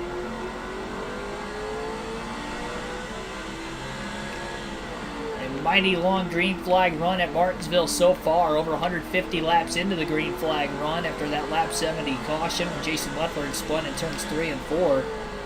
Dale Jr. has lapped the field with this long green flag run. He's going to be the first car to make, the last car, I guess, technically, to make his 2nd stop, considering there are going to be 2 green flag stops. So he'll end up giving up the lead again if it stays green long enough. But I don't think he's going to have to worry about going a lap down with him having the 1-lap lead on the field instead. Take a field pass here. We'll go to Michael Waltrip in the 15 car, who is 5 laps down at 32nd right now. Tough break for Waltrip. Our final field pass of the day for next handful of laps.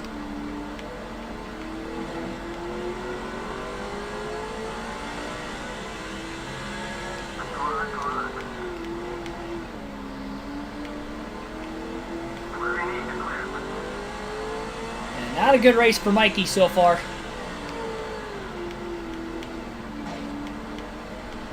I don't even know who he'd be able to pass for position. I'm surprised there's that many drivers that are that many laps down in the race, especially considering Waltrip is 32nd. It isn't even like he's last on track. We're outside the top 40.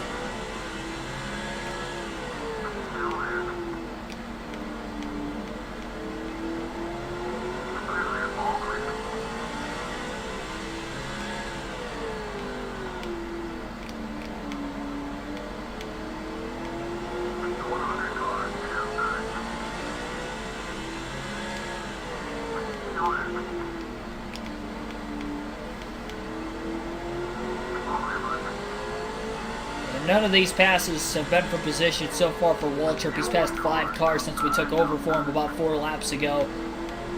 And we'll go to Martin Truex Jr. for the final time in the race now. Truex off that second place finish is 3 laps down. Earnhardt just passed him a couple laps ago, and Earnhardt also getting around Tony Stewart in the 20. Stewart probably going 2 laps down. He was in 9th place last we checked. Stewart trying to throw a block on the 1. Truex hits the inside wall, gets up into Kyle Petty.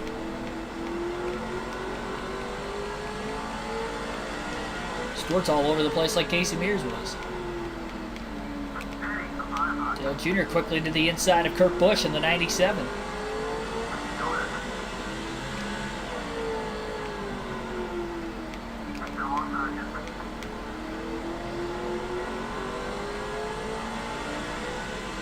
Communist Gaming, thanks for tuning into the stream. Truex gets by Stewart. Quickly to the inside of Kurt Busch. Neither of those 2 passes were for position. Bounces up off the curb, right in line behind Dale Earnhardt Jr. To the inside of the race leader, Earnhardt up off the curb. Contact with the 8.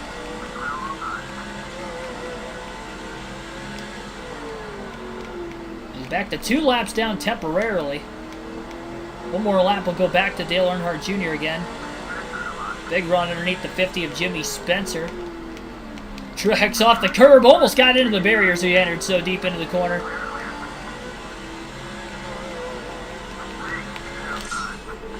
And back to Dale Jr. again. We'll stick with Jr. for the rest of this race as we are 2 laps away from the halfway mark now.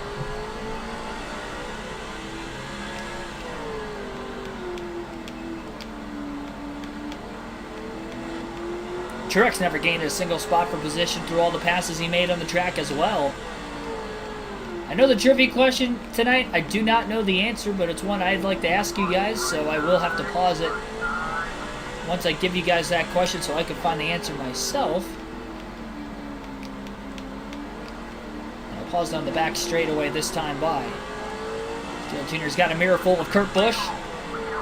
We are halfway home, 250 down, 250 to go. Busch looking to the inside, old contact. Jr. had squeezed him just a bit.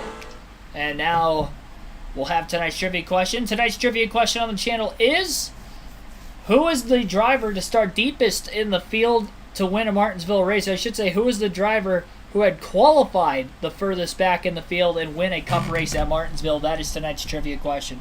Furthest driver to qualify in the field, furthest back driver to qualify in the field and win a cup race at Martinsville.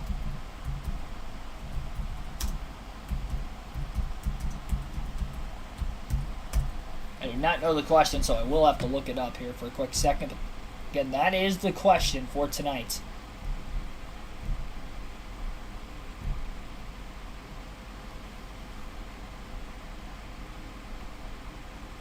There's so many races at Martinsville, so I'm going to make sure I get this right.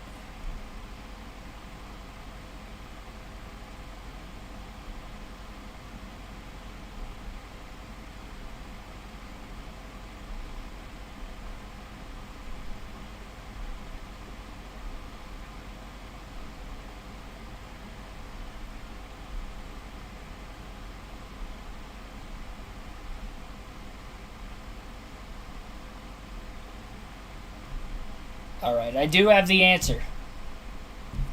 I do have the answer.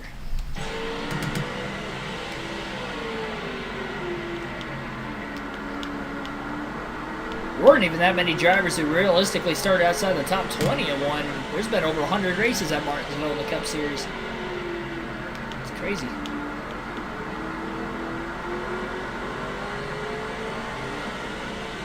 So again, tonight's trivia question is, who is the driver to qualify furthest back and still win a Cup Series race at Martinsville? Sam Modding says Kevin Harvick. That is not correct. It is not Harvick.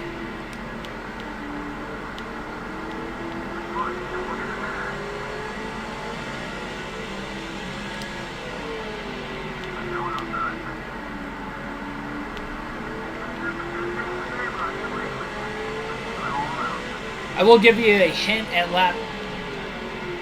I'll give you a hint at lap 257. At the end of lap 257, I'll give a hint if nobody has it before that. And then I will give the answer at the end of lap 260 if nobody has the answer before then. You can answer as many times in the chat as you want. Outsider, thanks for tuning into the stream. It's not John Andretti. Michael Turner got it. I'm quite surprised. Kurt Busch, 2002 is the answer.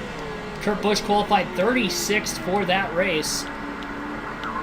And he is the driver that has started deepest in the field, or qualified deepest in the field to still win at Martinsville. Dale Jr. was actually the next closest in 2014. He qualified 23rd.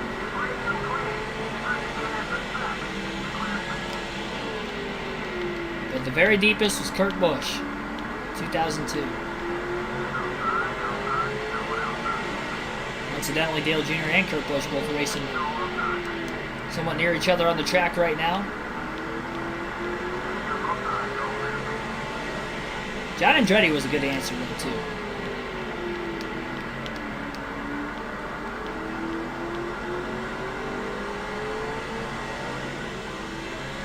There was only one correct answer, and Michael Turner got it.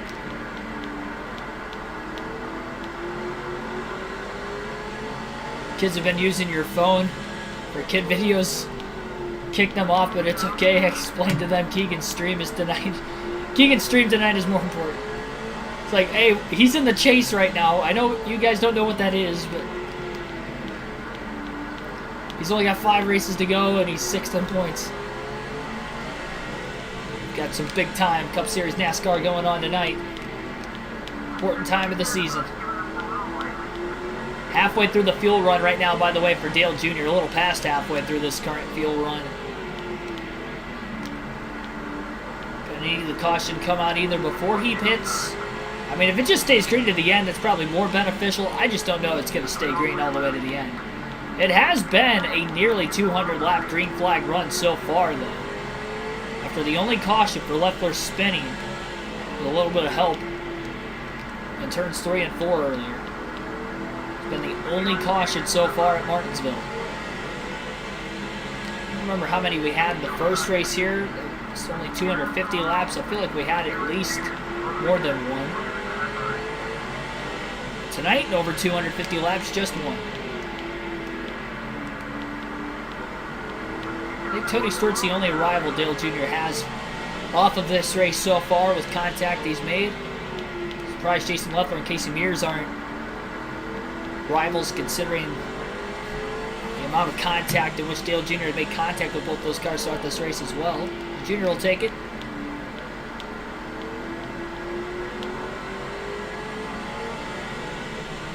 21 likes on the stream right now. Again, be sure to hit that like button, subscribe for more daily NASCAR content if you haven't already.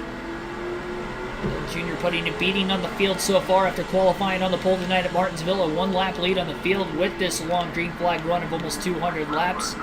He will have to pit before anybody else, though, so he will end up giving up the lead before long.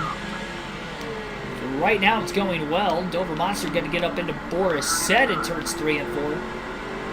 The big test, though, to the end of the season is not going to be the short tracks of tonight at Martinsville and then in the next race the next short track race at Phoenix. Because Dale Jr. won both those races. He's got a lot of confidence going into both of them.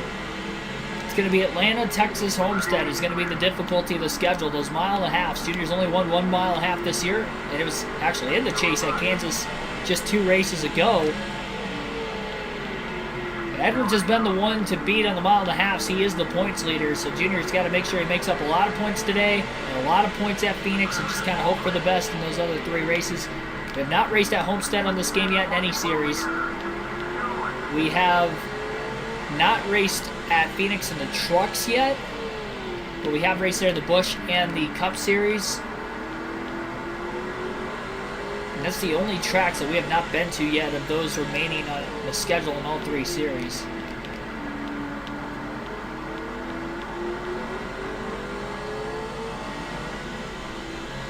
I'm sure Texas could get wild because we had quite a few cautions in the Cup and Busch race there. Not so much in the truck series, but it is a 500-mile Cup race. In fact, the next 2 Cup races are each 500 miles at Atlanta and Texas, the 2 final 500-mile races of the season. You have a 312-miler at Phoenix and 400 miles at Homestead to end the season. Locking up the brakes, gets by Wimmer. Got a couple donuts on the left side of his race car, probably from Dale Jr. Maybe some other cars as well. We've seen contact at times through many cars in the field so far in the first 270 laps. Oh, and there's more contact up ahead between Michael Waltrip and Travis Quaffle. Probably aren't even battling for position. Junior trying to put Bliss yet another lap down. I believe Bliss will now go 3 laps down in the field. What a tough break for the Zero team today. They fall outside the top 5 in points very easily with Dale Jr. leading a bunch of laps and currently leading the race still. Junior came in 1 spot behind Bliss in the standings. 3 wide into turn 1. Junior got through there cleanly even with the tap off the curb.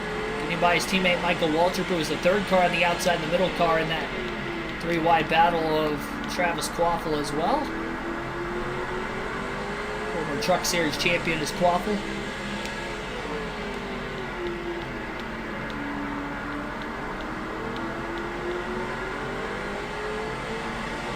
Never happened to Bill Davis Racing. If you're being serious, they actually had like financial trouble. I can't remember if they like filed for bankruptcy or if like one of their sponsors, or it might have been a manufacturer situation actually. I think they weren't actually tied down to a specific manufacturer. So they weren't getting like money from Dodge or whoever. They were with Dodge for a certain amount of time. Oh, we have a caution actually. Meanwhile, oh my goodness. And after the yellow came out, Junior got ran through by the 77 of Travis Quaffle. Oh, a major points situation here. Points leader Carl Edwards has just wrecked into the outside wall, it appears, in turns 1 and 2. And I wonder if he's out of the race right now. That is hugely problematic, and it doesn't look like he's out of the race because he's in line behind Dale Jr. Jr.'s going to pit from the lead. Everybody else is going to stay out. Jr. had a 1-lap lead on the field. He'll top off on fuel, take 4 fresh tires. He'll still be the leader on the restart. Should be, at least. Yeah, the Caterpillar car is always nice schemes. Even when Newman had the 31 car Caterpillar car that year, Jeff Burton. Yeah, the Caterpillar schemes were pretty cool looking. But yeah, they shut down. I don't know. It had something to do with either the sponsorship not paying them or something going wrong, kind of like a DC Solar situation, or it was the manufacturer not paying them because they didn't actually sign a contract for them to run as like a Dodge or to run as whoever they were their last year in the Cup Series. I think they were maybe trying to switch or something. I don't know. It was something like that. And they were just blowing through a bunch of money. And they ended up having to drop out of the Cup Series because they couldn't pay their employees. My goodness, what just happened there? Green flag back in the air.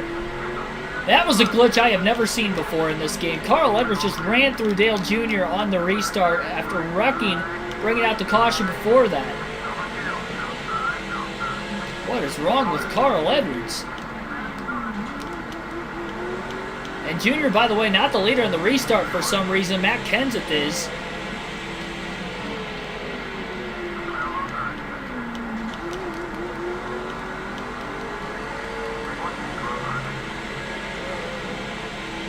Junior up to P2. Kenseth is the leader. A lot of these other cars a lap down right around the rest of the lead lap cars. Busch with a bit of a block on Earnhardt. Junior overdrives the corner into Mark Martin.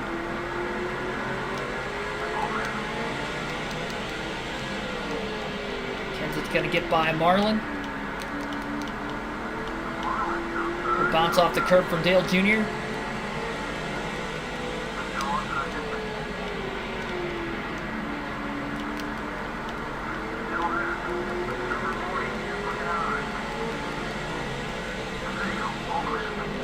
Kenseth back in the lead for the second different time today as Dale Jr. pitted during the caution flag. So it's looking like it's going to be a three-stop race for Earnhardt as well. He can't make it upfield to the end.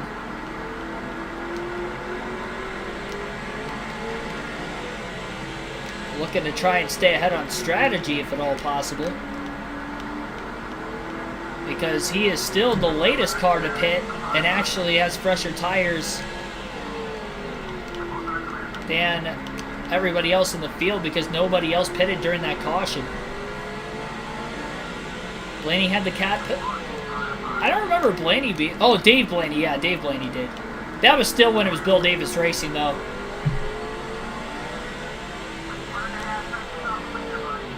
It was pretty much the same scheme that Ward Burton and Scott Wimmer had. I thought you were talking about Ryan Blaney for a second. But yeah, Dave Blaney had it. Drove that 22 car for a little bit.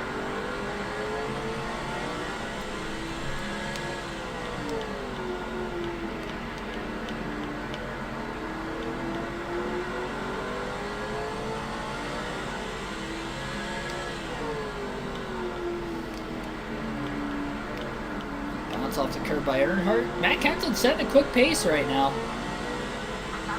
No traffic in front of him. Dale Jr. trying to run him down. Jr.'s got a little bit fresher tires. Probably only about 30 to 40 laps worth of fresher tires at the most. Better than nothing. Had a green flag run of over 200 laps before that second caution for Carl Edwards spinning in turns 1 and 2. Bringing out the second caution of the race with just over 200 laps to go.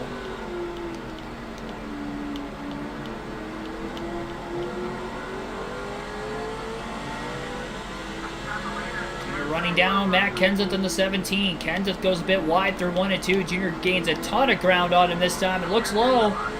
Extremely low on the back straightaway. Junior's going for it. And it turns 3 and 4, and he'll take the lead away from Kenseth.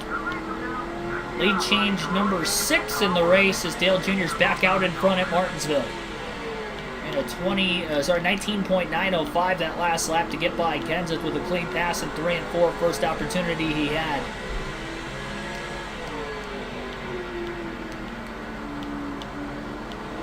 I would say Dave Blaney's top 5 most underrated.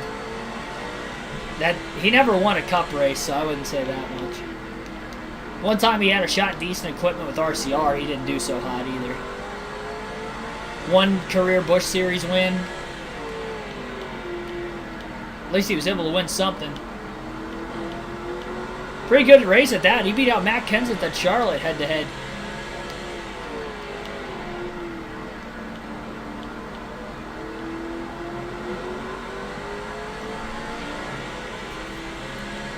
I think he had older tires at the end of that race, too.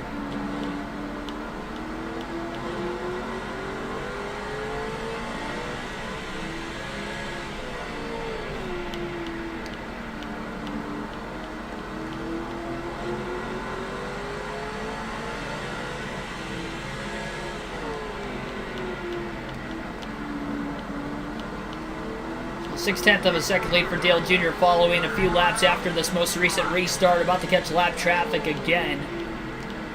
Following that last caution, considering we went over 200 laps before the most recent green flag run, could this potentially be the final restart of the race? Everybody's still got to pit one more time before the finish.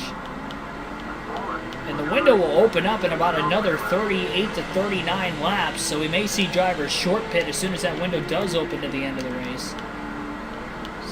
Junior has pitted 3 times. Junior has pitted twice. Once during caution, once during green. But he was the only one pit during the second yellow. Everybody else that pitted during one green flag condition stop and one caution pit stop, they pitted under the first caution, then under green for their second. So it was kind of alternated of how each team got the 2 stops, and that's where we sit in this race. But it's all worked itself out on both strategies, really, for Dale Jr. He stays in front of the Dover Monster through turns 3 and 4. 22 of Scott Wimmer really running Earnhardt down on the racetrack right now. Junior getting pinched and moves Wimmer up the track. He wasn't willing to back out of it. He had the nose underneath the 22. Not sure what Wimmer was thinking there. Wasn't like he was the last car in the lead lap. He's already at least a few laps down. 205 laps to go now. 295 laps complete out of 500. And NASCAR Thunder 03, awesome. Somebody else enjoying a sports game.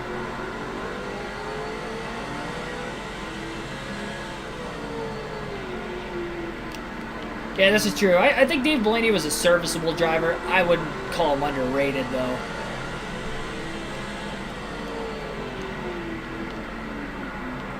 Definitely not somebody who made the transition well from dirt to asphalt.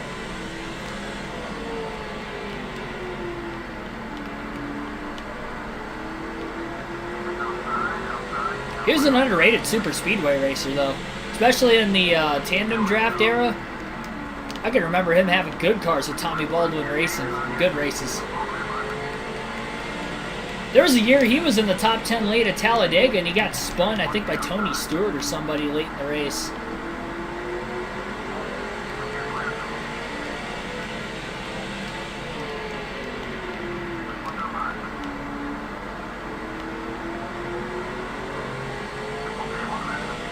Kurt Busch, maybe? I don't know. I can't remember who it was, but he was getting pushed in the draft and got wiped out in the middle of the tri-oval.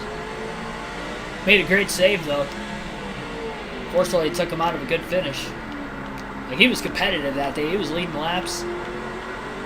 It was kind of similar to like a Corey LaJoie run at Daytona last year, honestly.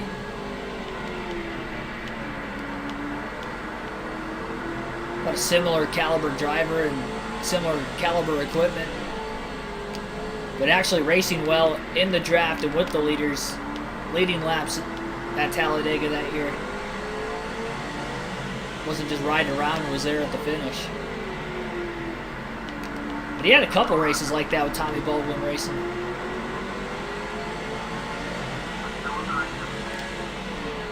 Late 2000s, early 2010s.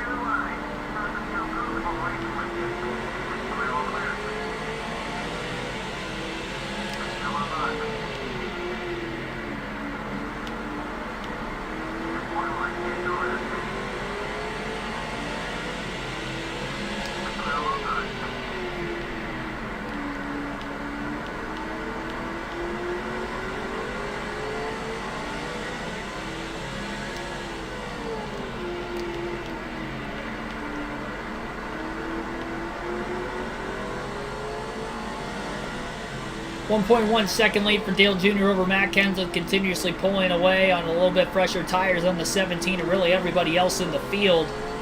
It's led Dale Jr. to, up to this point, leading the most laps. He hasn't locked in the most laps led yet, but I'm sure he'll be well on his way to doing so eventually in this race.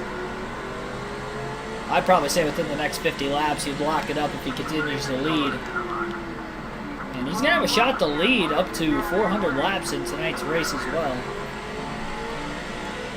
Everybody else going to have to pit before him, so he's definitely going to stay out as long as he can on fuel and tires. And if we get a third caution, he'll pit during yellow, so he doesn't have to pit during green flag again. Everybody's made one green flag stop in the race and one pit stop under caution.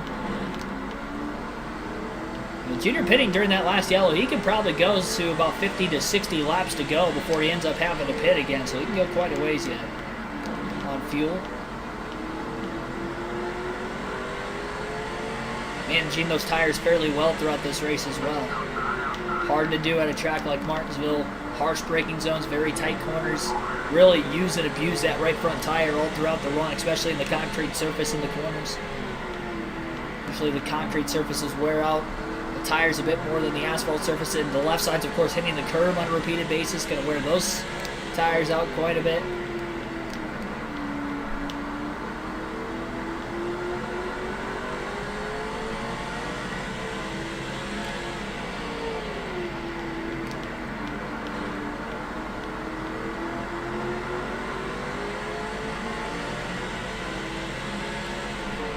Junior looking low underneath Mike Bliss. Little hop up off the curb. There's Bliss for position. Well, not for position, but puts him another lap down.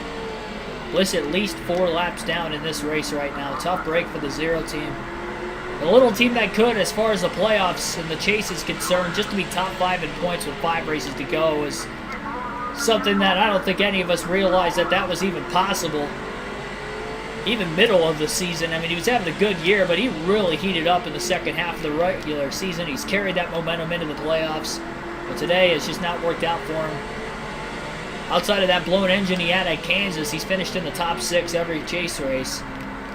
Even has a win, a couple top 5s. He had a 3rd place finish a couple races ago at Talladega as well. Well, I guess it was a lot sooner than what I was originally thinking, but Dale Jr.'s just clinched the most laps led already with still 182 laps to go.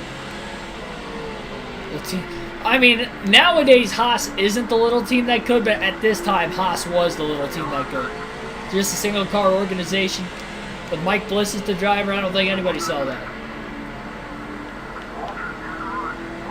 Shane Meals starting to block the heck out of Dale Jr. right now. Hero to the 0. I like that.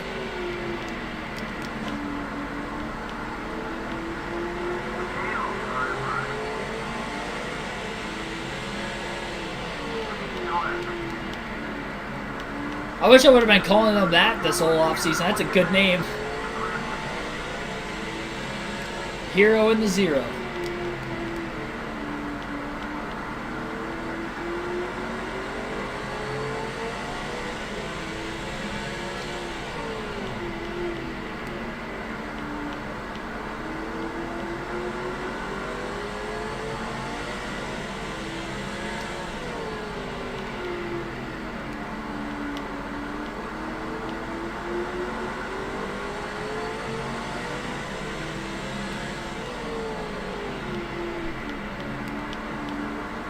Jr. all over the back of Jeremy Mayfield. Going to put Mayfield another lap down. And with that last caution, the field being so spaced out after a 200-lap green flag run. Well, spaced out as Martinsville goes. Not so much spaced out with the field, but just the running order in the lead lap cars ain't so spaced out. I don't know who's on the lead lap and who isn't.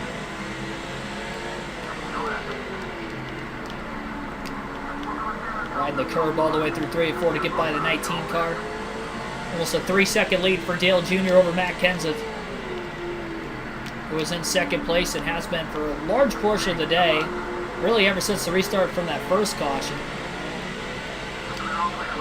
Bump on the curb and then into Riggs, getting by the 10.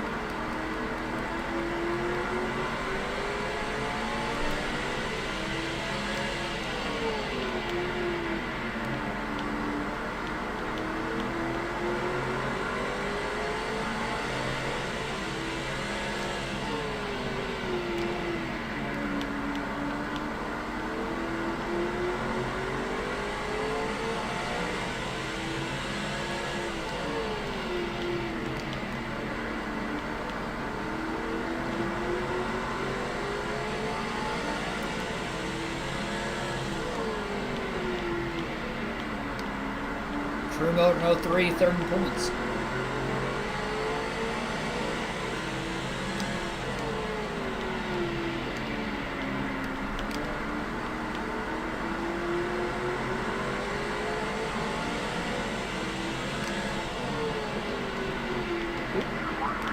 Jeff Burt moving Joe Nemechek. Dale Jr. moving Jeff Burt. Really got weeded out of trying to pass Nemechek when he was underneath him. Impressive move from the mayor.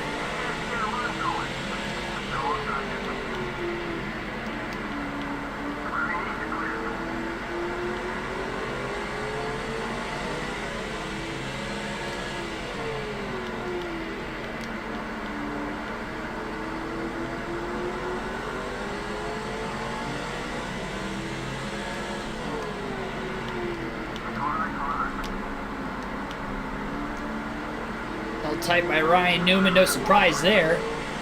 Middle of turns 3 and 4. Newman gets up into Kenny Wallace now as well. And then back down the track to try and block the 8 and the race leader of Dale Jr. Off the curb goes Newman, and Jr. moves Newman up out of the way. And contact, Newman's hooked on the front stretch up the 0. The double 0, I should say, of Kenny Wallace. They nearly stacked up and wrecked off turn 4. Jr. moved him up out of the way after Newman was blocking him, and then moved Kenny Wallace, so Jr. moved Newman, and Wallace got into him off the exit of the corner as Newman probably lifted to keep it off the wall. Very exit, and they were hooked on each other all the way down the front stretch. Surprised they didn't wreck there. Santiago Kid, thanks for tuning into the stream.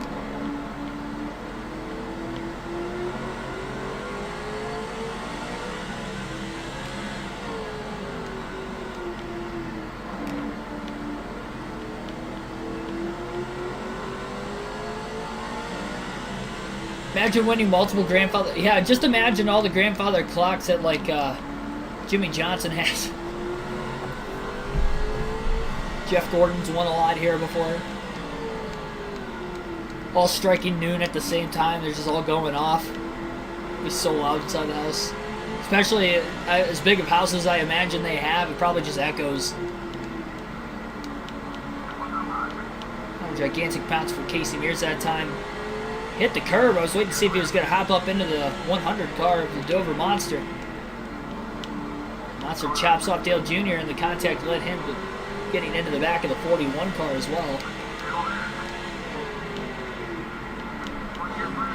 Jeez. That's the second time Casey Mears has done that today.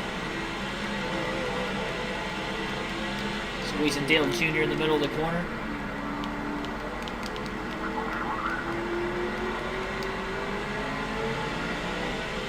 I like how even with that happening, and it was all Casey Mears' fault, yet Mears is still the one upset with Dale Jr.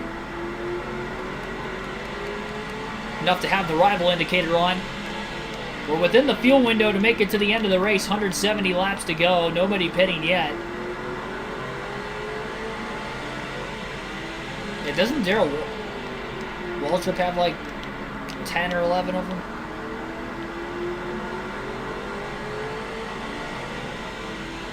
Jimmy just goes off at 7 times. That's funny.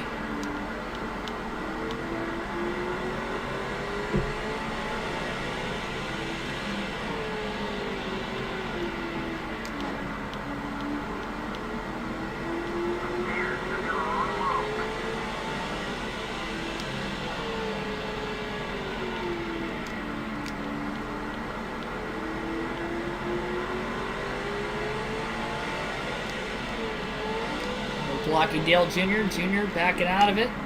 Wimmer overdrives the corner.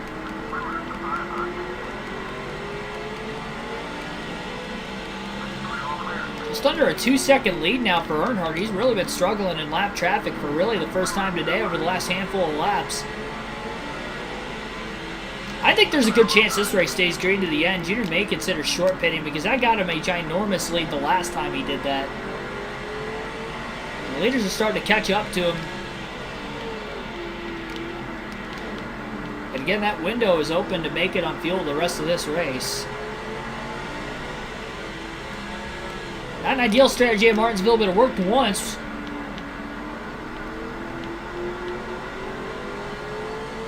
If the trends play out as far as long green flag runs go, then might as well. Went over 200 laps once. I don't see why we can't do it again to make it to the end of the race. Who knows how long that first run would have went if Jr. didn't accidentally turn Jason Leffler in 3 and 4 as well, bringing out that first caution at lap 70. Edwards wrecked. He's still in the race. He was the points leader. That's the third week in a row, third race in a row for the Cup Series on this NASCAR 06 season in which we have seen the points leader have issues. Last 2 races, the points leader has DNF with an engine failure. Mike Bliss at Kansas and Jeff Gordon at Charlotte. And now today, Carl Edwards spun in turns 1 and 2, bringing out that second caution.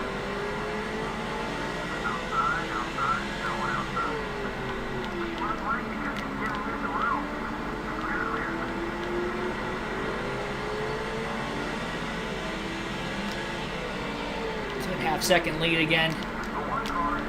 Truex going to give his teammate Dale Jr. quite a bit of room on the bottom lane. The Truex a lap down from 3 and 4.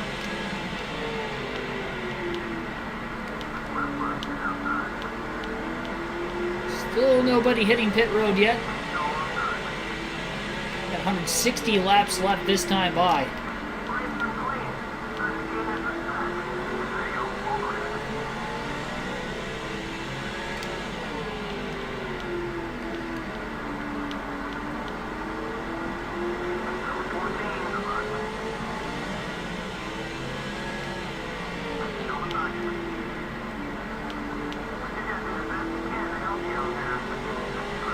Bonnie's blocking, but Dale Jr. is going to pit this time. He will short pit. Top off on fuel. Final stop of the day for Dale Jr. Under green flag conditions.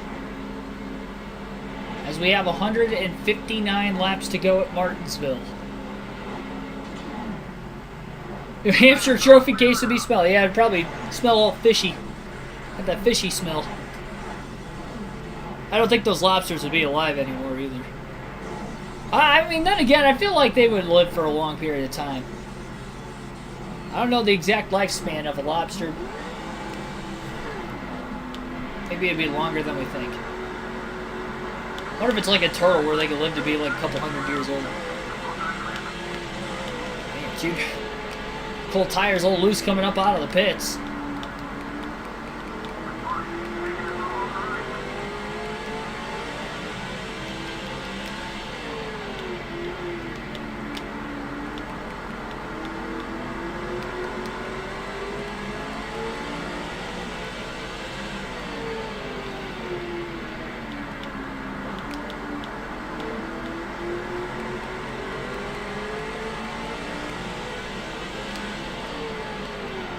Dale Jr. is a lap down in the 6th place position as of right now. Matt Kenseth back in the lead again. The good news is Dale Jr. has already clinched the most laps and led. It's allowed him to short pit on this strategy. Not sure how many cars are on the lead lap to dictate whether or not Dale Jr. would be the first car a lap down or not. Does have fresher tires than the rest of the field though. Allowed him to have a 1 second lead on the field, and they all pitted. Although Junior got to within 8 seconds of the leader before they started pitting again and up inside the top 5 at the time as well. We'll see if he can do that again. Probably not going to be as long before they pit compared to what it was the first time.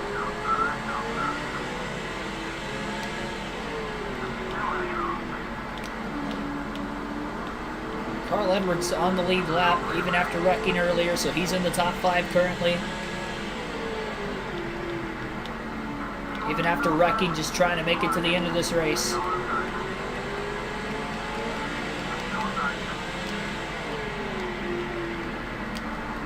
Junior slides it into the corner. Bounce off the curb.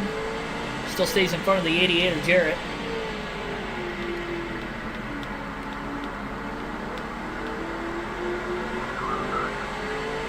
King 92 Hammer. Thanks for tuning into the stream.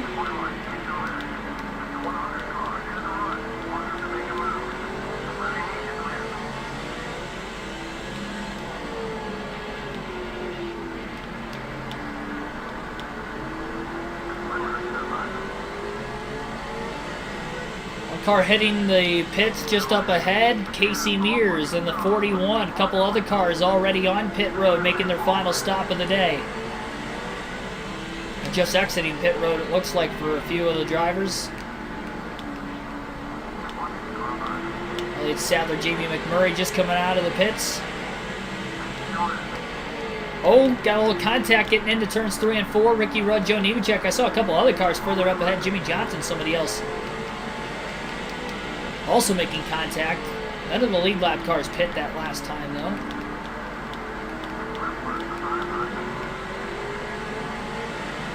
A handful of cars hit pit road. That was about it. 150 laps to go at Martinsville.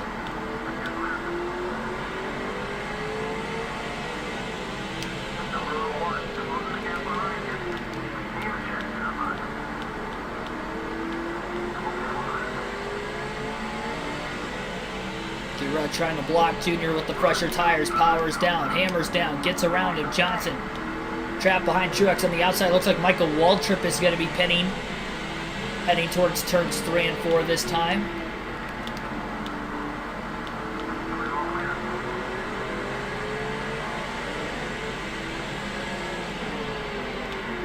Now the car entering the pits. Junior hard in the back of Kyle Busch.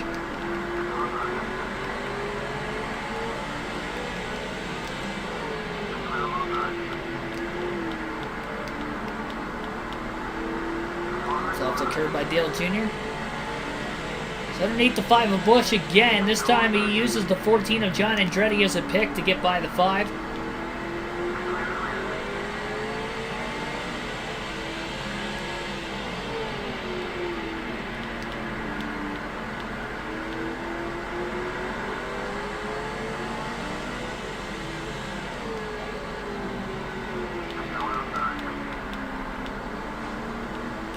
Kenny Schrader running the 8 a little tight. Junior off the curb into the 49.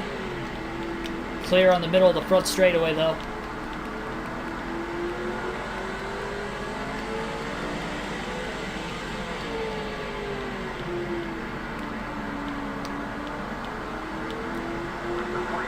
Still decent ways to go, even though there's no more pit stops for the 8. A large majority of the field still has to make a stop to the end of the race.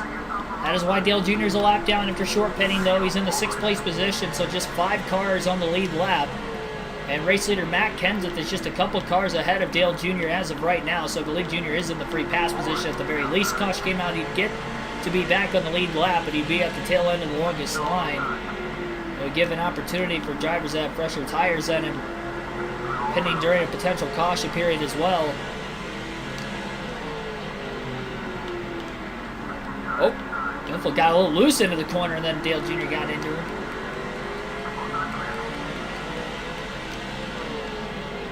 A mistake from the Biff.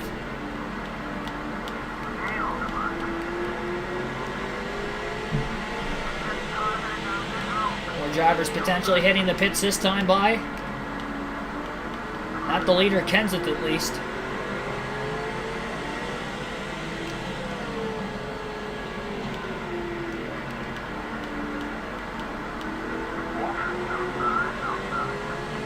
Oh, Kenseth's trying to pit.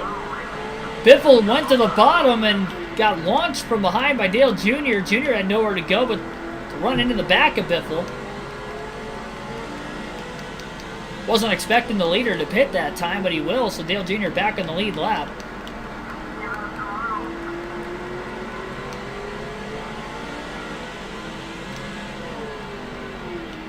And Jeff Gordon to the lead for the 2nd different time tonight now. NASCAR Cup Series 2311 Racing, thanks for tuning into the stream.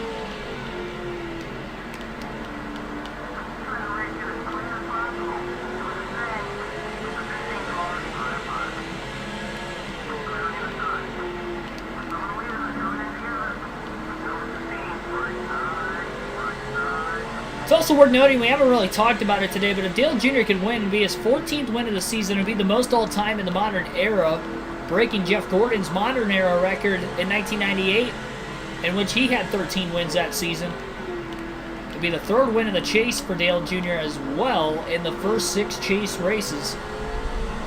If he can somehow find a way to win 4 out of these last 5 races of the season, he would break Tony Stewart and Kyle Larson's chase/playoff record of winning 5 races in a chase or a playoff. The final 10 races of the season. So we'll see if Dale Jr. can do it.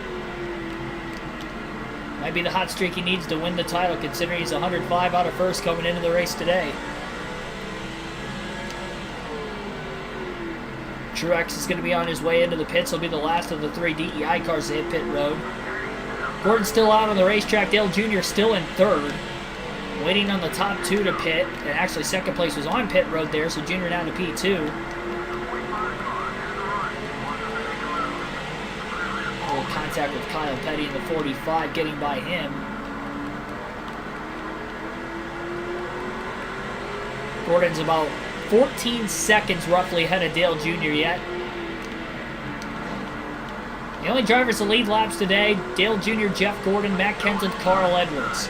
All chase drivers, and they'll all get at least 5 bonus points. Dale Jr. will get 10, as he has already locked up the most laps led.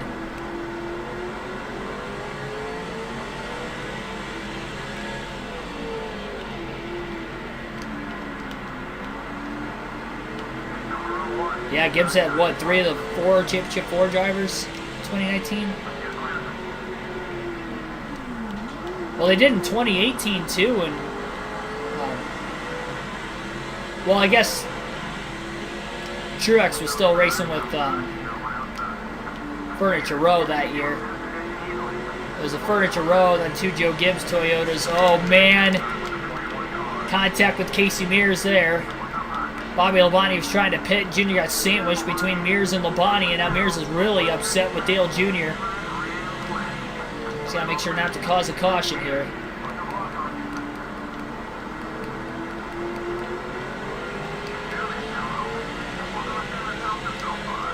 Harvick coming in.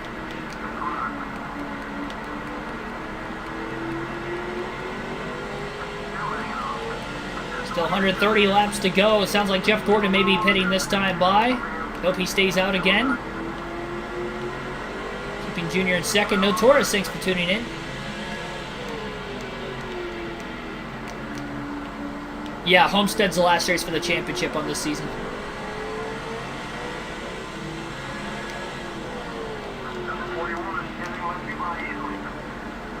Yeah, didn't Gibbs win like 17 races that year or something like that? I might be thinking of a different year.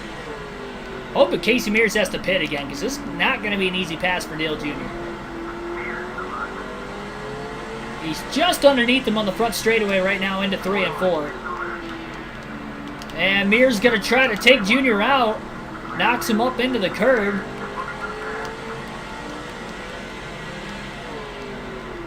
Mears coming in hot into the corner, overdrives it, trying to get to the back bumper of the 8, I'm sure. Jr. hangs on, drives away.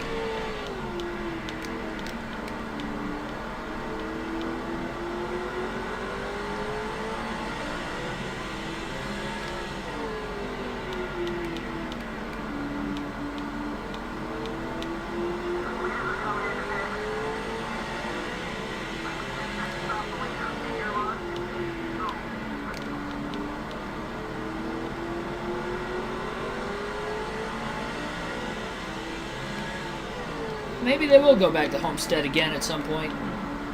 They said move Homestead back in the playoffs this year. Towards the end of the season, better than what it was like the 3rd race of the year like it has been. Or early in the season like it was the last couple years.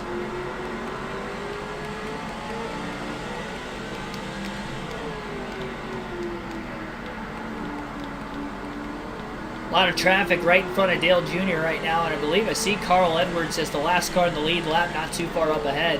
Short pitting works out for Dale Jr. again because we have cycled through green flag pit stops. Oh, Gordon coming out of the pits, and Kenny Schrader checked up right in front of Dale Jr. in the middle of the corner.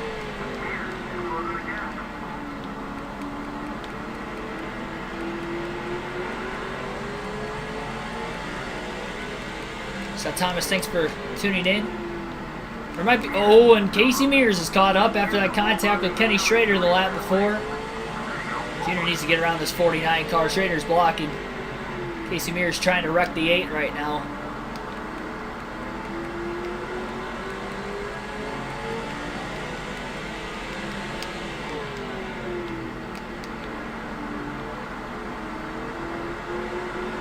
Jr. looking really low off turn 2, trying to get to the inside of the 49 of Schrader.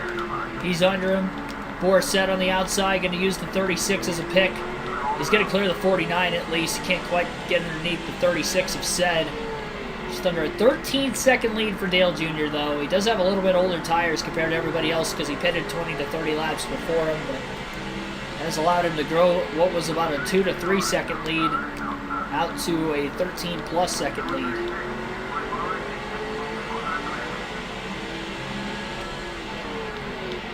Calming down just a little bit again. Oh, I didn't even realize that. Yeah, you're right. Michael Waltrip has DNF'd. Because he still got the red X over him. Top break, he was already outside the top 30. A little contact between Shane Meal and Dale Jr.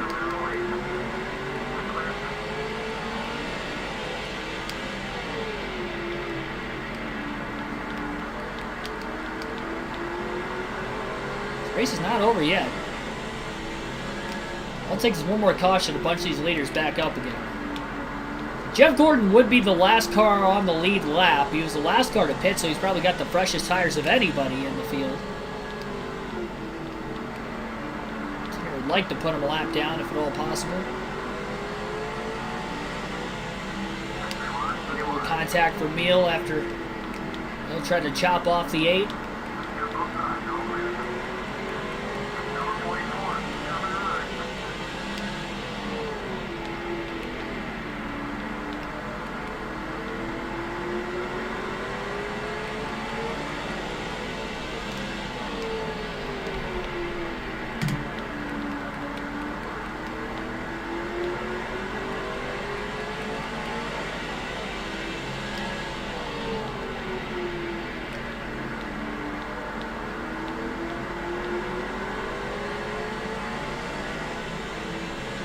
Terry Labonte is one of the kings of the paint schemes, I think, in NASCAR history.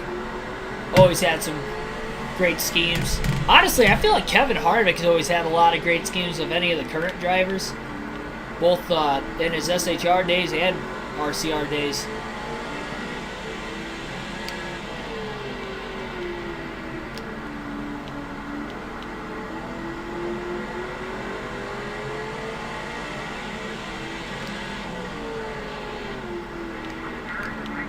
Shane Meal's been holding up Dale Jr. Jr. finally gets the acceleration, middle of the corners. Meal slid up wide enough, came off the bottom.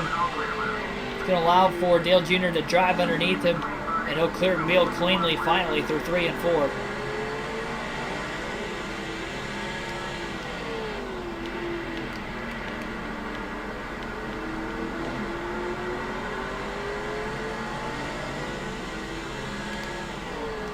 Yeah, I kind of wish he had some good candy schemes. He's had some good schemes too, but I feel like Harvick's had a lot more of a variation of good paint schemes. It doesn't matter what the sponsor is, I feel like.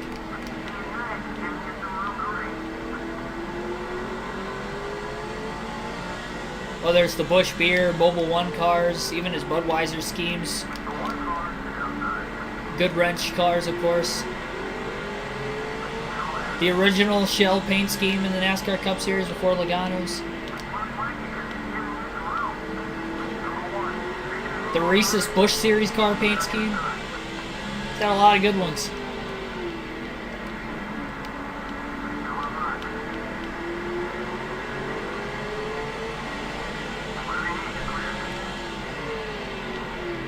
Probably why I have as many Harvick diecasts as I do. The Subway scheme from last year, I think the Gravedigger one. Pretty cool. I want to get that Gravedigger diecast. I was either going to get that one or the Subway diecast when I was at Michigan. I went with the Subway, so if I see the Gravedigger at Kansas in a couple weeks, I'll make sure I get it. Or Talladega, whenever I see it next. I definitely want to get it.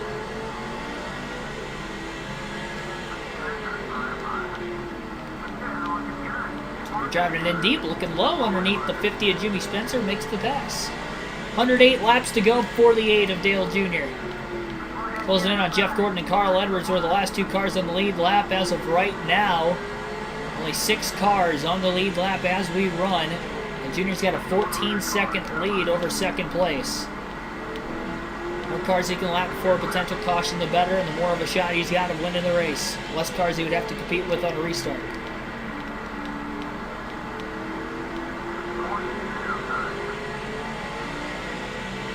Jimmy John's is a good looking car too.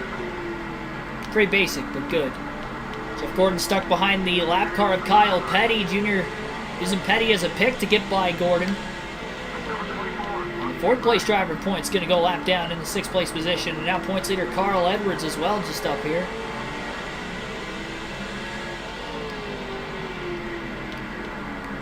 Currently in 5th.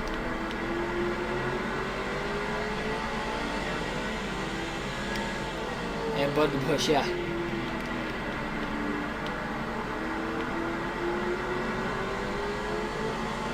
Pennzoil to Mobile One.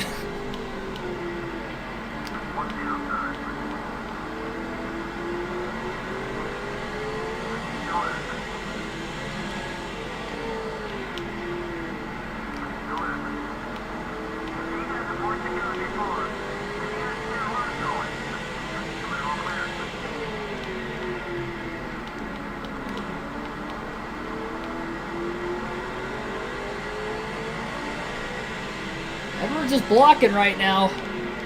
Oh, he got into the wall, and then Junior got into the back of him.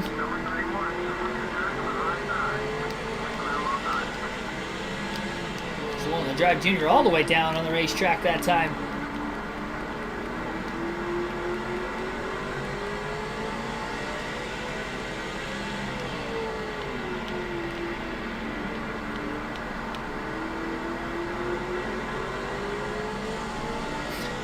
Too low on the back straightaway for Dale Jr.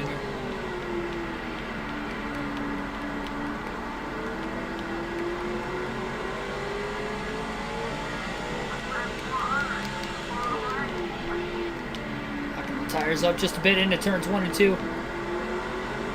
400 laps complete, 100 laps still to go in the Subway 500 at Martinsville, this time by.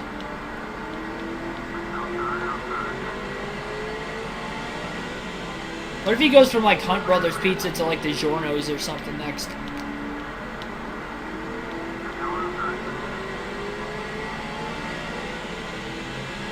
Junior finally to the inside of Carl Edwards.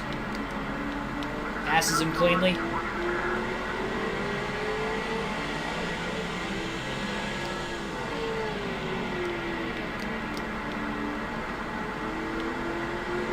Not sure if Kyle Busch is on the lead lap or not. Maybe, maybe not. Oh, 3 wide middle, contact. If it wasn't a lap down before, he's a lap down now. Sandwich between Dale Jr. and Travis Quaffle. Jr. stuck his nose in there in the last second to take it 3 wide.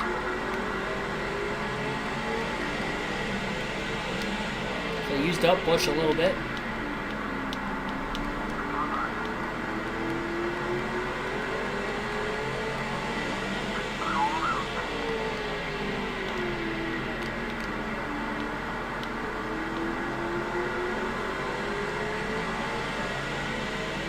To Hut the Town News. Yeah, if he hasn't had any one of those sponsors. I just saw Scott Wimmer scrape the outside wall off turn 2 that last time through the corner. Right off the exit. Got back in the gas just a bit too soon.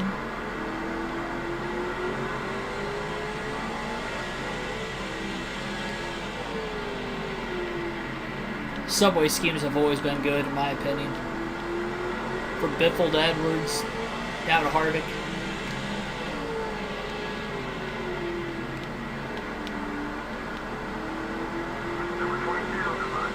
Jr. looking low, trying to get underneath the 22 of Scott Wimmer. He is there. And Dale Jr. will make the pass.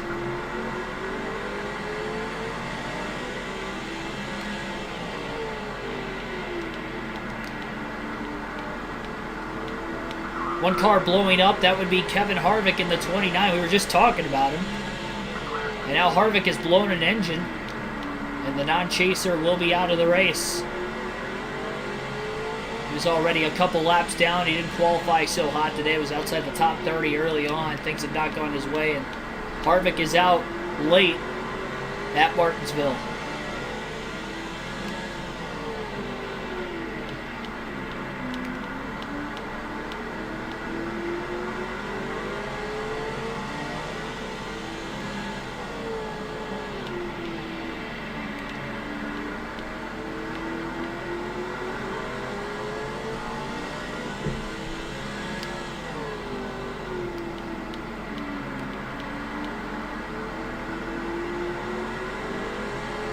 Bobby Labonte now trying to throw a block on Dale Jr. Jr. going to be patient. Labonte drives it in flat. Labonte's already a few laps down as it is. Carl Edwards in that free pass position still behind Dale Jr. As long as he's still back there, he would have to restart at the tail end of the longest line of caution came out. He is in the 5th place position. Maybe 4th if Kyle Busch was on the lead lap as well. There's at least 3 cars on the lead lap. With 90 laps to go, Junior's got such a big lead. He just needs this race to stay green, and a lot of that is going to be him making sure it stays green to the end, not making a mistake which causes anybody to wreck off of contact with the 8. Like what happened with Jason Leffler back on lap 70. It's been clean as far as Martinsville goes, considering we've had just 2 cautions total in today's race over 400 laps in. few drivers have DNF'd that we know of. The 142, Michael Waltrip, Kevin Harvick. At least 3 cars have blown engines tonight so far. No chasers, though, so far. We're out of the race as far as we know.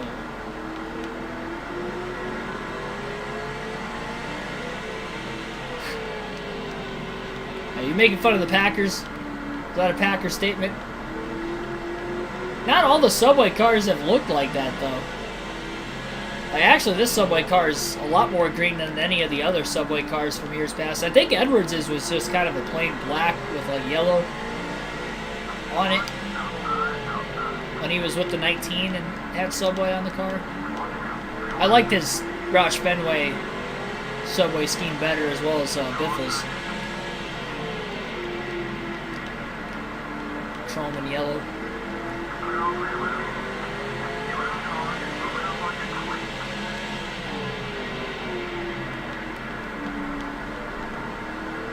Junior's made a pass on the 11.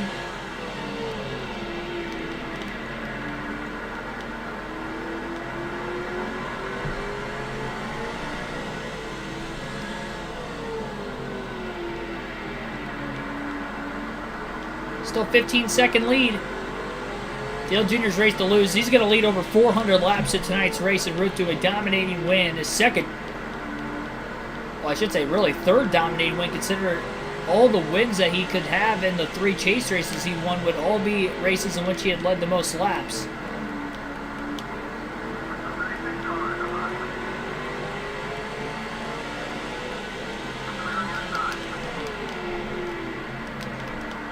Tires up into turns 1 and 2, making more contact with Boris said.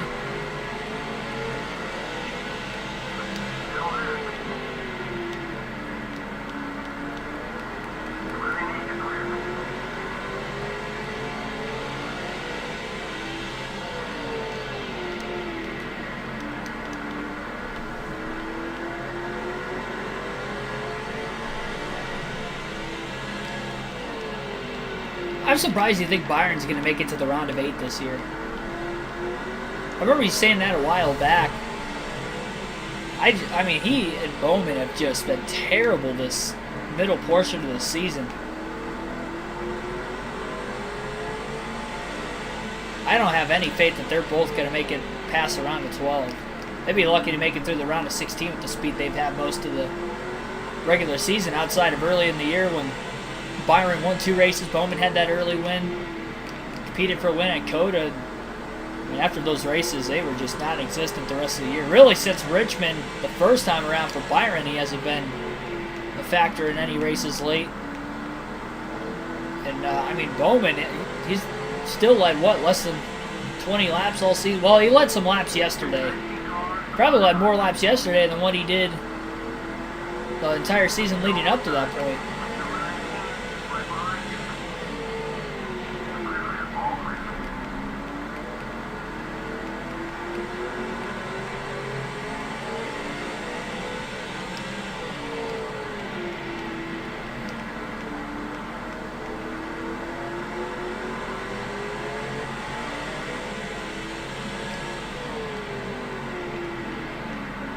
McMurray getting into Terry Labonte, the 42 and the 44 making contact. Everybody battling for these positions late in the race. Chasers, non-chasers, just trying to get the best finish they possibly can.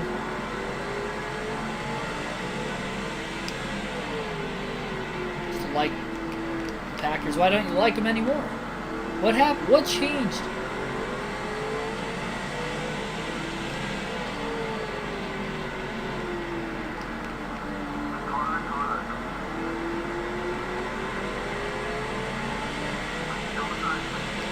Bowman is your pick for the championship. I feel like that's probably more of a sentimental thing for you.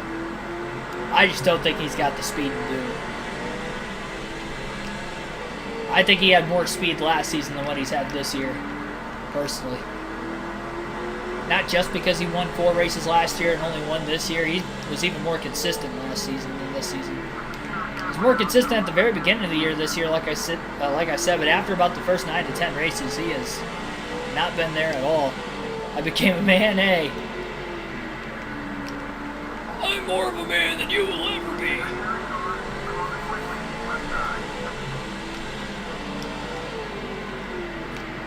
Outsiders just roasting me in the comment section right now.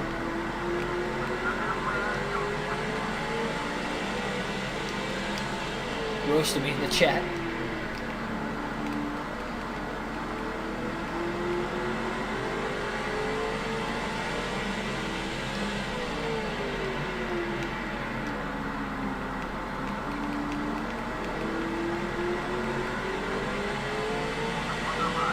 Edwards got a good run off turn 4. Looks high. Dale Jr., that's not going to work. Shane Meal leaving the bottom open for Earnhardt to get underneath him.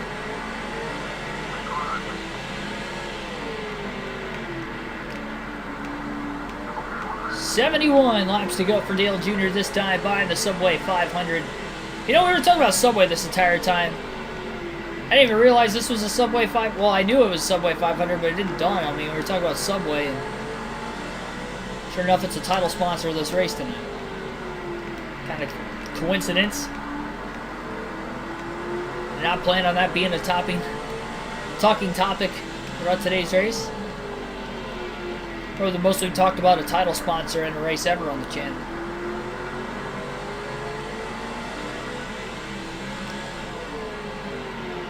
Most we've talked about a title sponsor of a race since probably the Beef It's What's for Dinner 300 that the Xfinity Series race was the last couple of years. At Daytona. With their season opener.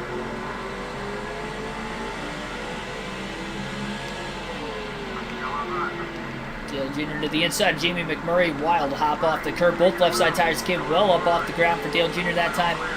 Carl Edwards has actually kept pretty decent pace with Dale Jr. right now, so it's very important that Dale Jr. keeps Edwards a lap down in case caution comes out. At least he'd have to get the free pass. I'm not sure if Jimmy Johnson's on the lead lap or not in the 48 car. He was outside the top 10 for a large majority of the first half of the race. If he is on the lead lap, though, now, Jr. laps him for a first time, then Johnson would be in the free pass position right in front of Edwards.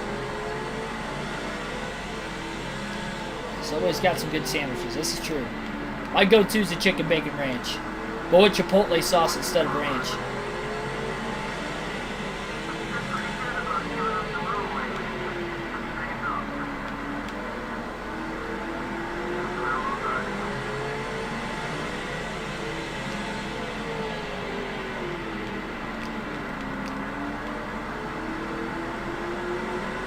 Their tuna melts are pretty good too. Between that, spicy Italian, those are probably the three I kind of switch around to a lot, but the chicken bacon ranch is my go-to.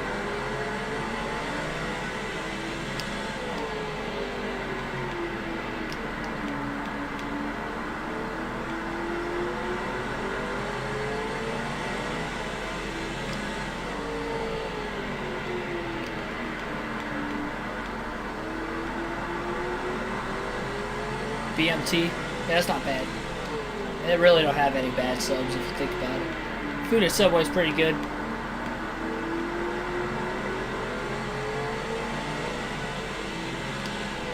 Yeah, meatball sub's pretty good too.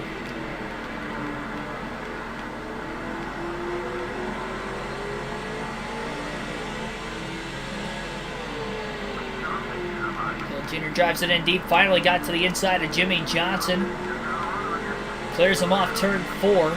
62 laps to go at Martinsville. Dale Jr. trying to get the Martinsville sweep.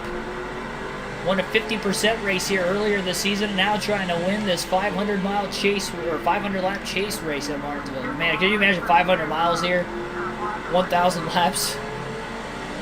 Probably throw up. Now, Bristol 1,000 laps, I'd probably throw up. Here, it would just be exhausting mentally. 500 laps could be mentally exhausting.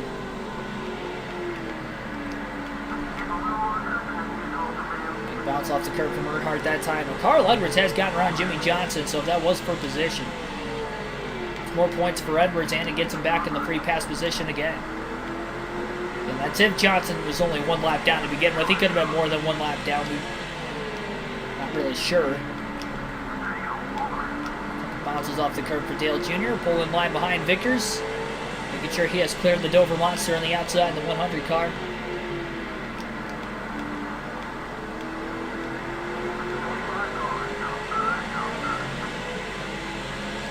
I've never been to a Publix.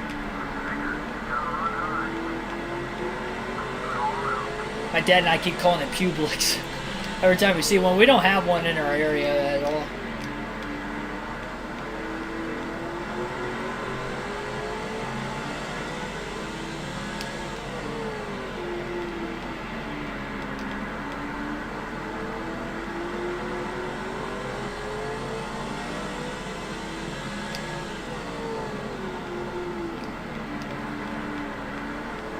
Yeah, Subway's the only fast food place in my town. I mean, I guess you consider it fast food. I don't know if I consider those sub places as fast food. Like Jimmy John's. It's a little different, I feel like. A lot healthier options than like a traditional fast food place, too. Looks like a giant meatball.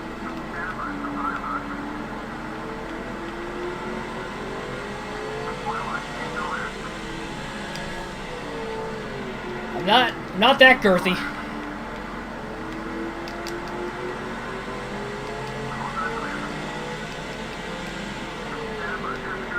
Sanders just been passed by Dale Jr.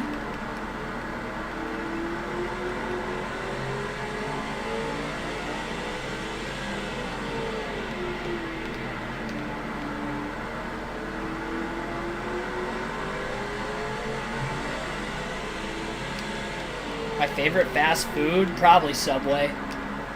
Honestly. If you get, well, if we're considering that fast food, if not, I'd probably just go with the standard McDonald's. In large portions because I like their iced coffee. Even though it's not really a food menu item.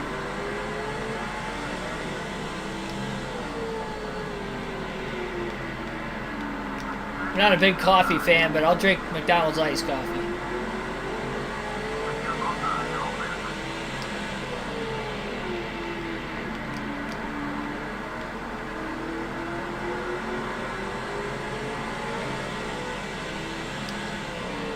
I'm going to Bristol in Texas.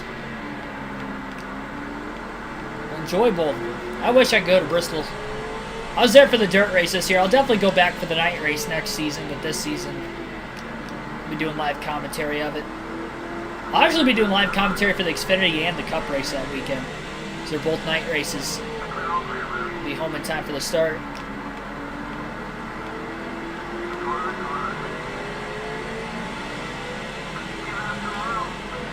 .50 laps to go at Martinsville. Junior locking the tires up into turns 1 and 2. Surprised they didn't slide into the 43 of Jeff Green on the outside. 14.3 second lead for Earnhardt. He has dominated tonight's race, and as long as it stays green for these final 49 laps, it's his race to lose.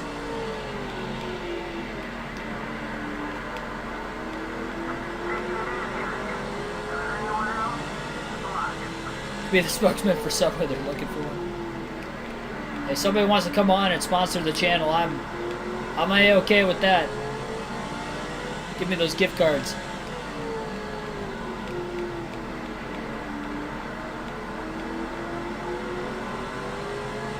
I'll talk about them every single night on the channel if I need to.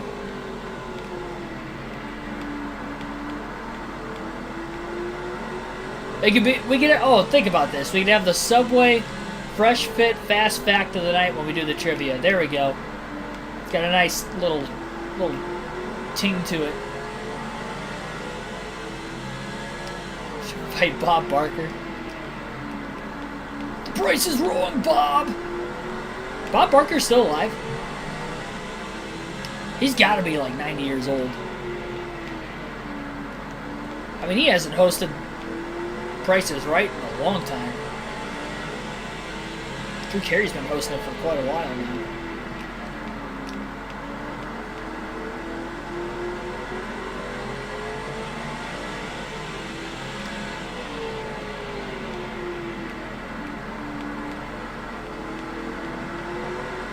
Favorite go-to sub for I already talked about it. Chicken Bacon Ranch. I'd probably put Tuna Mellow is second, and then Spicy Italian is probably number 3. Those are like really the only 3 I cycle through. I've had other subs from there. Their Philly cheesesteak sandwiches we didn't really talk about. Those are pretty good too. But I'd still say chicken bacon ranch far and away is my favorite. But with chipotle sauce instead of ranch. All right, well, 43 laps to go at Martinsville. Dale Jr.'s lead has trimmed down quite a bit. It was 15.5 seconds when he had first got back to the lead after everybody else made their final green flag stop of the race. Contact with Jeff Burton.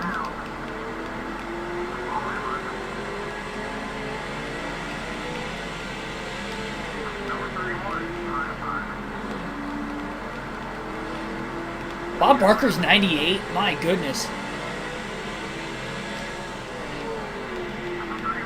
That's awesome, though. Still kicking.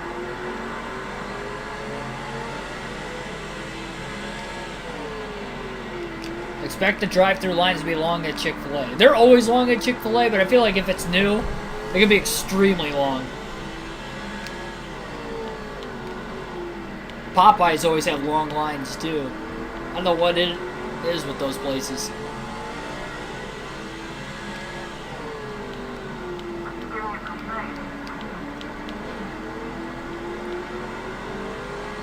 There's only a couple of them within like 45, 50 minutes of where I live, and they're like, every time you go, they're always jam-packed. The chicken teriyaki.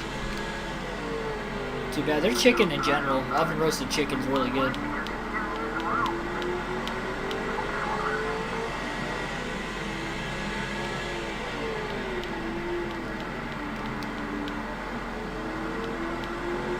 "38 laps left at Martinsville for Dale Earnhardt Jr.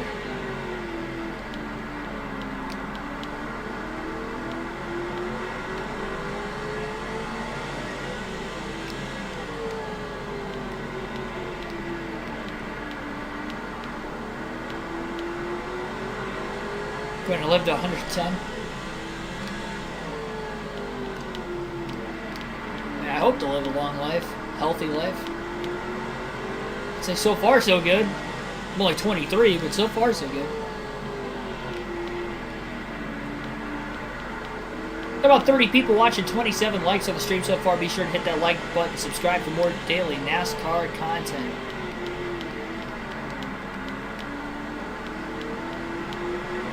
Bob Barker met the Grim Reaper. Grim Reaper died. Oh, jeez. It's like a Chuck Norris joke.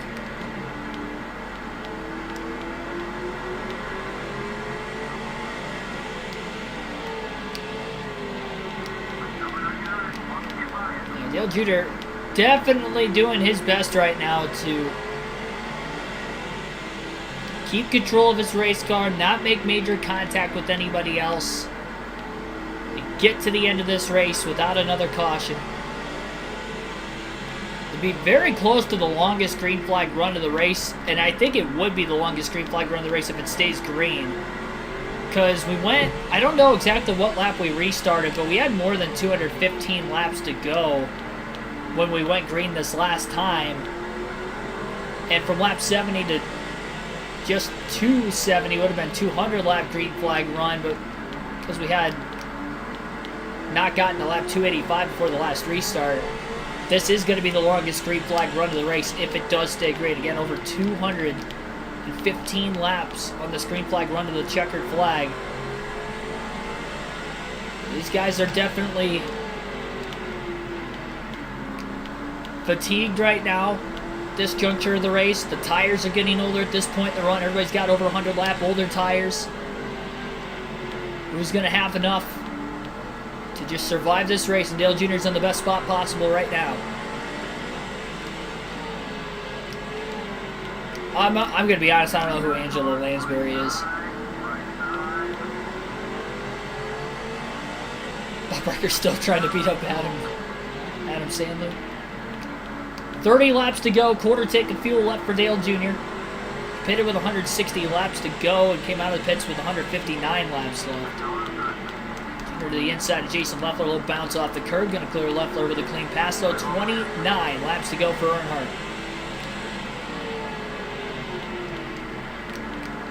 The window should have opened about 10 laps before Dale Jr. pitted. And even without any cautions, about 7 to 8 laps, the window opened up for Junior pit. So he should have enough fuel to make it to the end.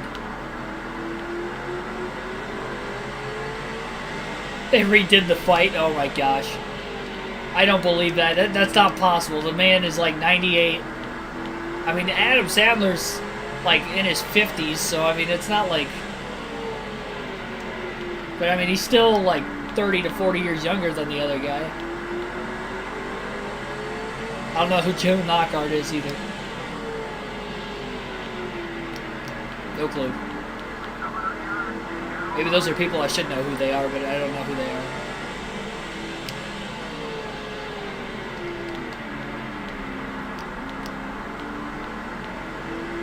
Jeff Gordon pulls it back in on the 99 of Carl Edwards again as well.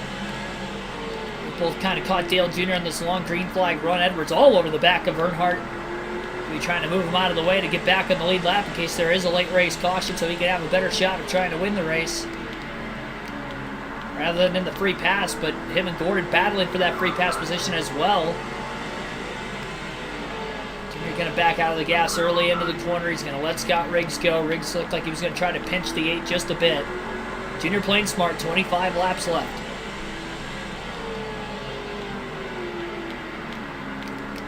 I talked about the rain wreck in great detail during the live commentary stream yesterday.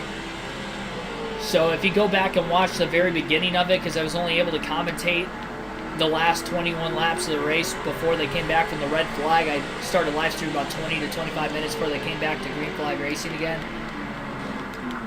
So tune into that, and I'll talk about the rain wreck and pretty much the whole summary of the race. That's why I didn't have a post-race analysis video today, because I pretty much summed up everything, both at the beginning of that and a little bit at the end of the race as well.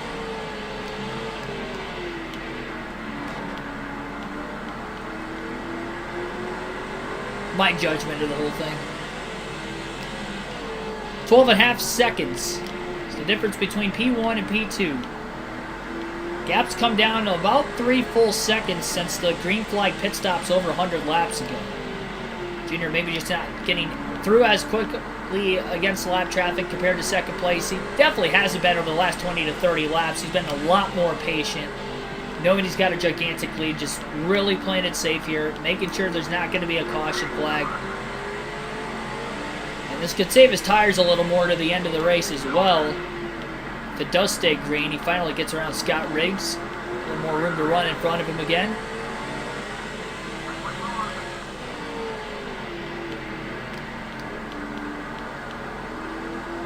I didn't realize Pujols was only 6 home runs away from 700.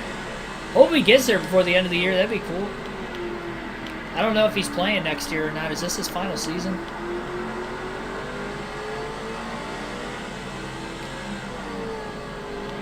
I was actually at the game where he hit his 2000th RBI. That was pretty cool to see him hit that milestone. It was a solo home run in like the 4th inning, I think it was. Angels-Tigers game in Comerica Park in 2019. Fortunately, I think the Tigers lost like 15-1 that day. I stuck it out though. I got my money's worth. I stayed for the whole game. I had good seats. I never leave early anyway, but it was nice outside. I think there was a rain delay before the start too. I think it was like an hour rain delay. He's retiring after the season. He should come back at the start of next year just to try and chase 700. It'd be a shame if he doesn't get it, because he's only got like a month to do it. That's going to be tough at his age if he can hit 6 home runs. They should just juice the balls up for him just to... Just take PEDs for like the final 4 weeks of the season. Hope they don't drug test you.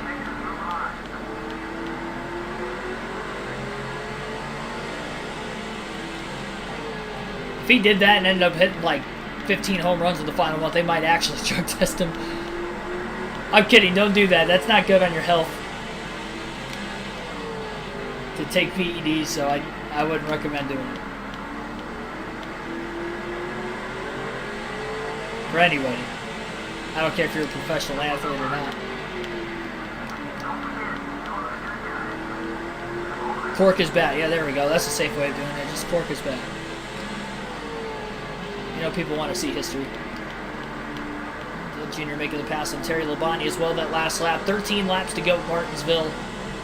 We've had a lot of late yellows in the Cup Series. Look back to that last race Dale Jr. won at Kansas. We had 2 cautions in the final 18 laps.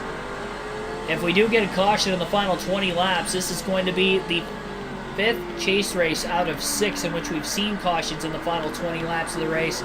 Only race we didn't was that New Hampshire race that went caution-free. There's only an 1/8 of a tank of fuel left for Dale Jr. That time through 3 and 4. Gets by Kenny Wallace. He's already underneath the 36 of Boris Set as well. 12 laps to go. And a 12-second lead for Earnhardt. He shouldn't have to save fuel again. He should be about 7 to 8 laps to the good. I'd like to get to that white flag as soon as possible. There's no cautions come out on the final lap. 11 to go.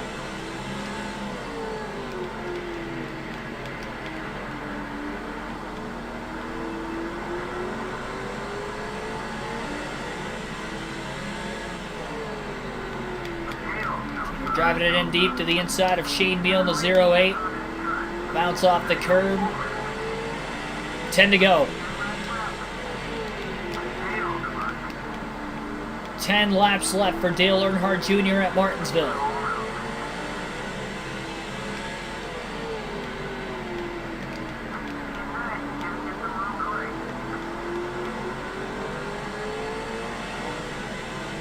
Went to a Milwaukee game about a month ago. Had tickets down the third base. Awesome. Hopefully enjoyed it. It's good to go to baseball games. I've only been to one game this season. I'd like to go to Comerica Park again, but the Tigers suck this year. I will be going to at least one more game. I'll actually be going to a Tigers and Royals game the Saturday night before the Kansas Cup race. When I do go to Kansas in a couple weeks. So I will be catching one more MLB game before the end of the year, but it won't be in Detroit at least. Big bounce off the curb by Earnhardt. Slides clear of the Dover Monster on the outside. 7 laps to go for Dale Jr. at Martinsville. This time at the line. And I'm sure Junior Nation's going wild right now as they get to see him win in the state of Virginia 4 times this year. He swept Richmond, and he's about to sweep Martinsville. Of the 6 traditional short tracks on the schedule that are less than 1 mile in length, Junior's going to win 5 of the 6 this season. The only one he wouldn't have won was the Food City 500 Bristol Spring Race. Dominated the Bristol Night Race. Dominated both Martinsville races, leading over half the race en route to victory, and now, well, he led a lot of laps of both Richmond races en route to victory as well. 5 laps to go for Dale Jr. 11.7 second lead. No incentive to really pass another lap car the rest of the race. He'll just sit behind Jimmy Spencer. Spencer giving a lot of room on the inside, but Junior's not even going to risk for it. Tigers win 2022 World Series. That is not going to happen. I mean, they're not officially eliminated from playoff contention, but it's not looking likely. Still towards the bottom of the barrel in the league. They were heating up right before the All-Star break, and I was like, maybe, just maybe, they would have a shot if they keep it up. They came out of the All-Star break, and they started sucking again. 3 laps to go for Dale Jr. Fuel indicator isn't even in the dark red yet, even if it does. Again, Junior probably 7-8 laps to the good on fuel as we expected from when he made his last stop under green. They end up making 4 stops today because he pitted during that last caution as well. The 2 cautions so far in this race. 2 laps to go. Got a little loose off turn 4 when he's getting back into the gas. Almost tagged the right rear corner panel into the wall on the outside. Not looking to get around Jimmy Spencer. Carl Edwards, Jeff Gordon closing back in. The bounce off the curb by Dale Jr. White flag in the air. 1 lap to go. This time by Edwards in the 99. Looking to the inside. Jr. overdrives the corner just a bit. Edwards down low off the exit of the corner. Junior's got a shot here. He's going to do something to Edwards. He turns him up the racetrack. He's trying to give up a spot. He roughs Carl Edwards up. Gordon's going to get by him. That's 5 more points, and Dale Jr. is going to win at Martinsville. Get out of here with the win before Edwards beats the crap out of him. That was intentional. I was trying to stuff him into the tire barrier, and he ended up clearing me into the corner. And I decided to put him in the wall because I saw Gordon right behind him. I'm like, oh, that's another spot that he could lose.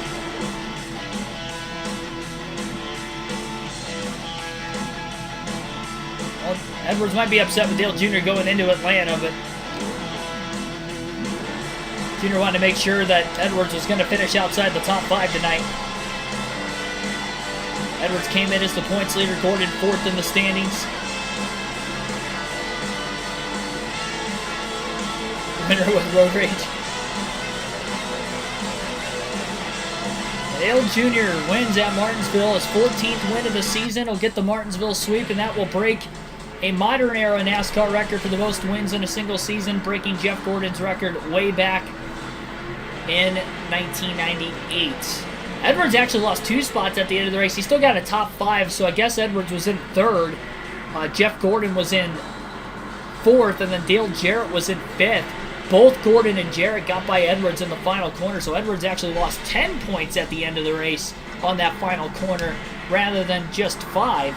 And Dale Jr. leads 401 of the 500 laps today, over 400 laps led for Dale Jr., and he is closing in on 3,500 laps led this season. He's got a good shot to get there. He's got just over 80 laps led to go in these final 4 races of the season. Dale Jr., though, with the win, max points day. Matt Kenseth finishes in 2nd, led the 2nd most laps with 76 laps led. Jeff Gordon finishes 3rd, 21 laps led. Dale Jr. didn't lead a lap, finished 4th. Carl Edwards led just 1 lap during green flag pit stops today.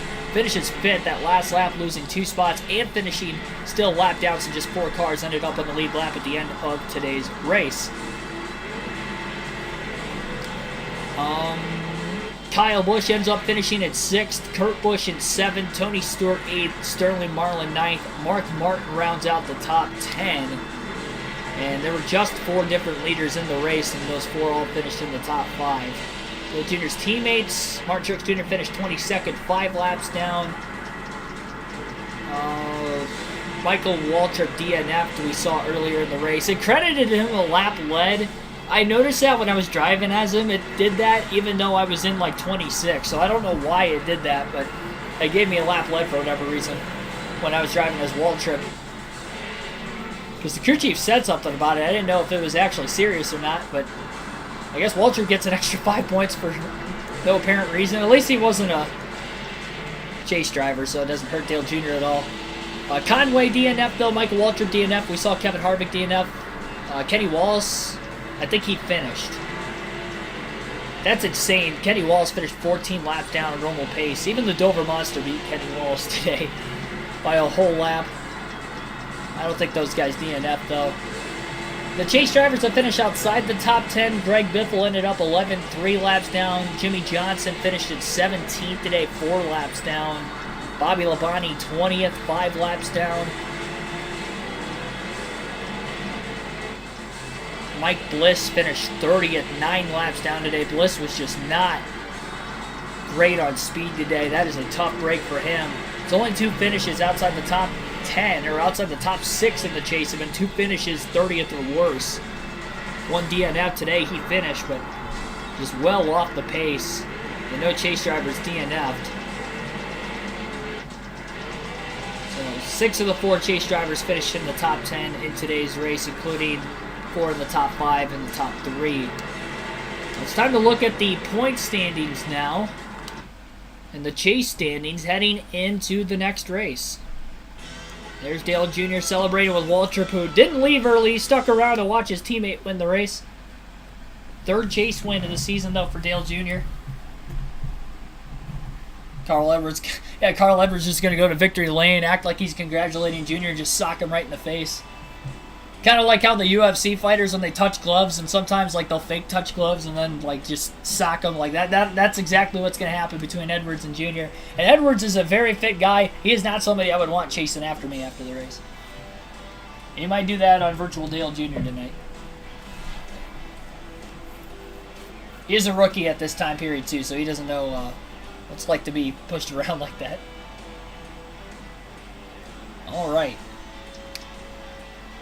So Carl Edwards is still the points leader. We have a tie for second place between Jeff Gordon and Dale Jr. Dale Jr. does have the tiebreaker, so he moves up 4 spots in the standings today, going from 6th to a tie for second with Gordon. But again, Jr. has the tiebreaker because he does have the most wins in the chase with 3. He's got the most wins compared to Gordon on the season, 13-2. But Gordon hasn't won a chase race, and Jr.'s won 3. So Jr.'s actually second in points behind Edwards. And he gains 30 points today over Edwards, 10 in that last lap alone. So that was pretty important to do what he did to Carl Edwards there on the final lap of the race when he knew he had a 12-second lead and wasn't worried about losing the lead and losing the win in that final corner, especially at a slower paced track like Martinsville. Check out more of the chase standings here. So Kurt Busch is 4th, 82 back. Top 5, still within 107 points of the lead. Kenseth moves up to 6th. Gains, 1 spot in the standings today. Mike Bliss falls from 5th to 8th. Unfortunately, he's 182 out of 1st now. That was a rough finish for him, and Biffle's still last of the chase drivers. So the top 6 within 1 race of points of each other still. And then everybody from 7th or Tony Stewart on back going into these final 4 races over 1 race worth of points out of 1st. So it's pretty much just a 6-horse race for the title as of right now, with 4 races to go. At least that's what it's seeming like, unless we get more DNFs from these chase drivers in the top half of the chase going into the next race. But I'll see you guys tomorrow night, 7 p.m. Eastern Standard start time. We'll go to Atlanta for the Truck Series on NASCAR 06, trying to catch up with Ron Hornaday for the title on that side of things. 4th in points, less than 200 back now going into those final 4 races. And Ricky Craven won the first Atlanta race. He's still the points leader going into the second Atlanta race. He'll be the one to beat, I'm sure, tomorrow. Like and subscribe again for more daily NASCAR content. See you guys. Have a good rest of your Monday night, everybody.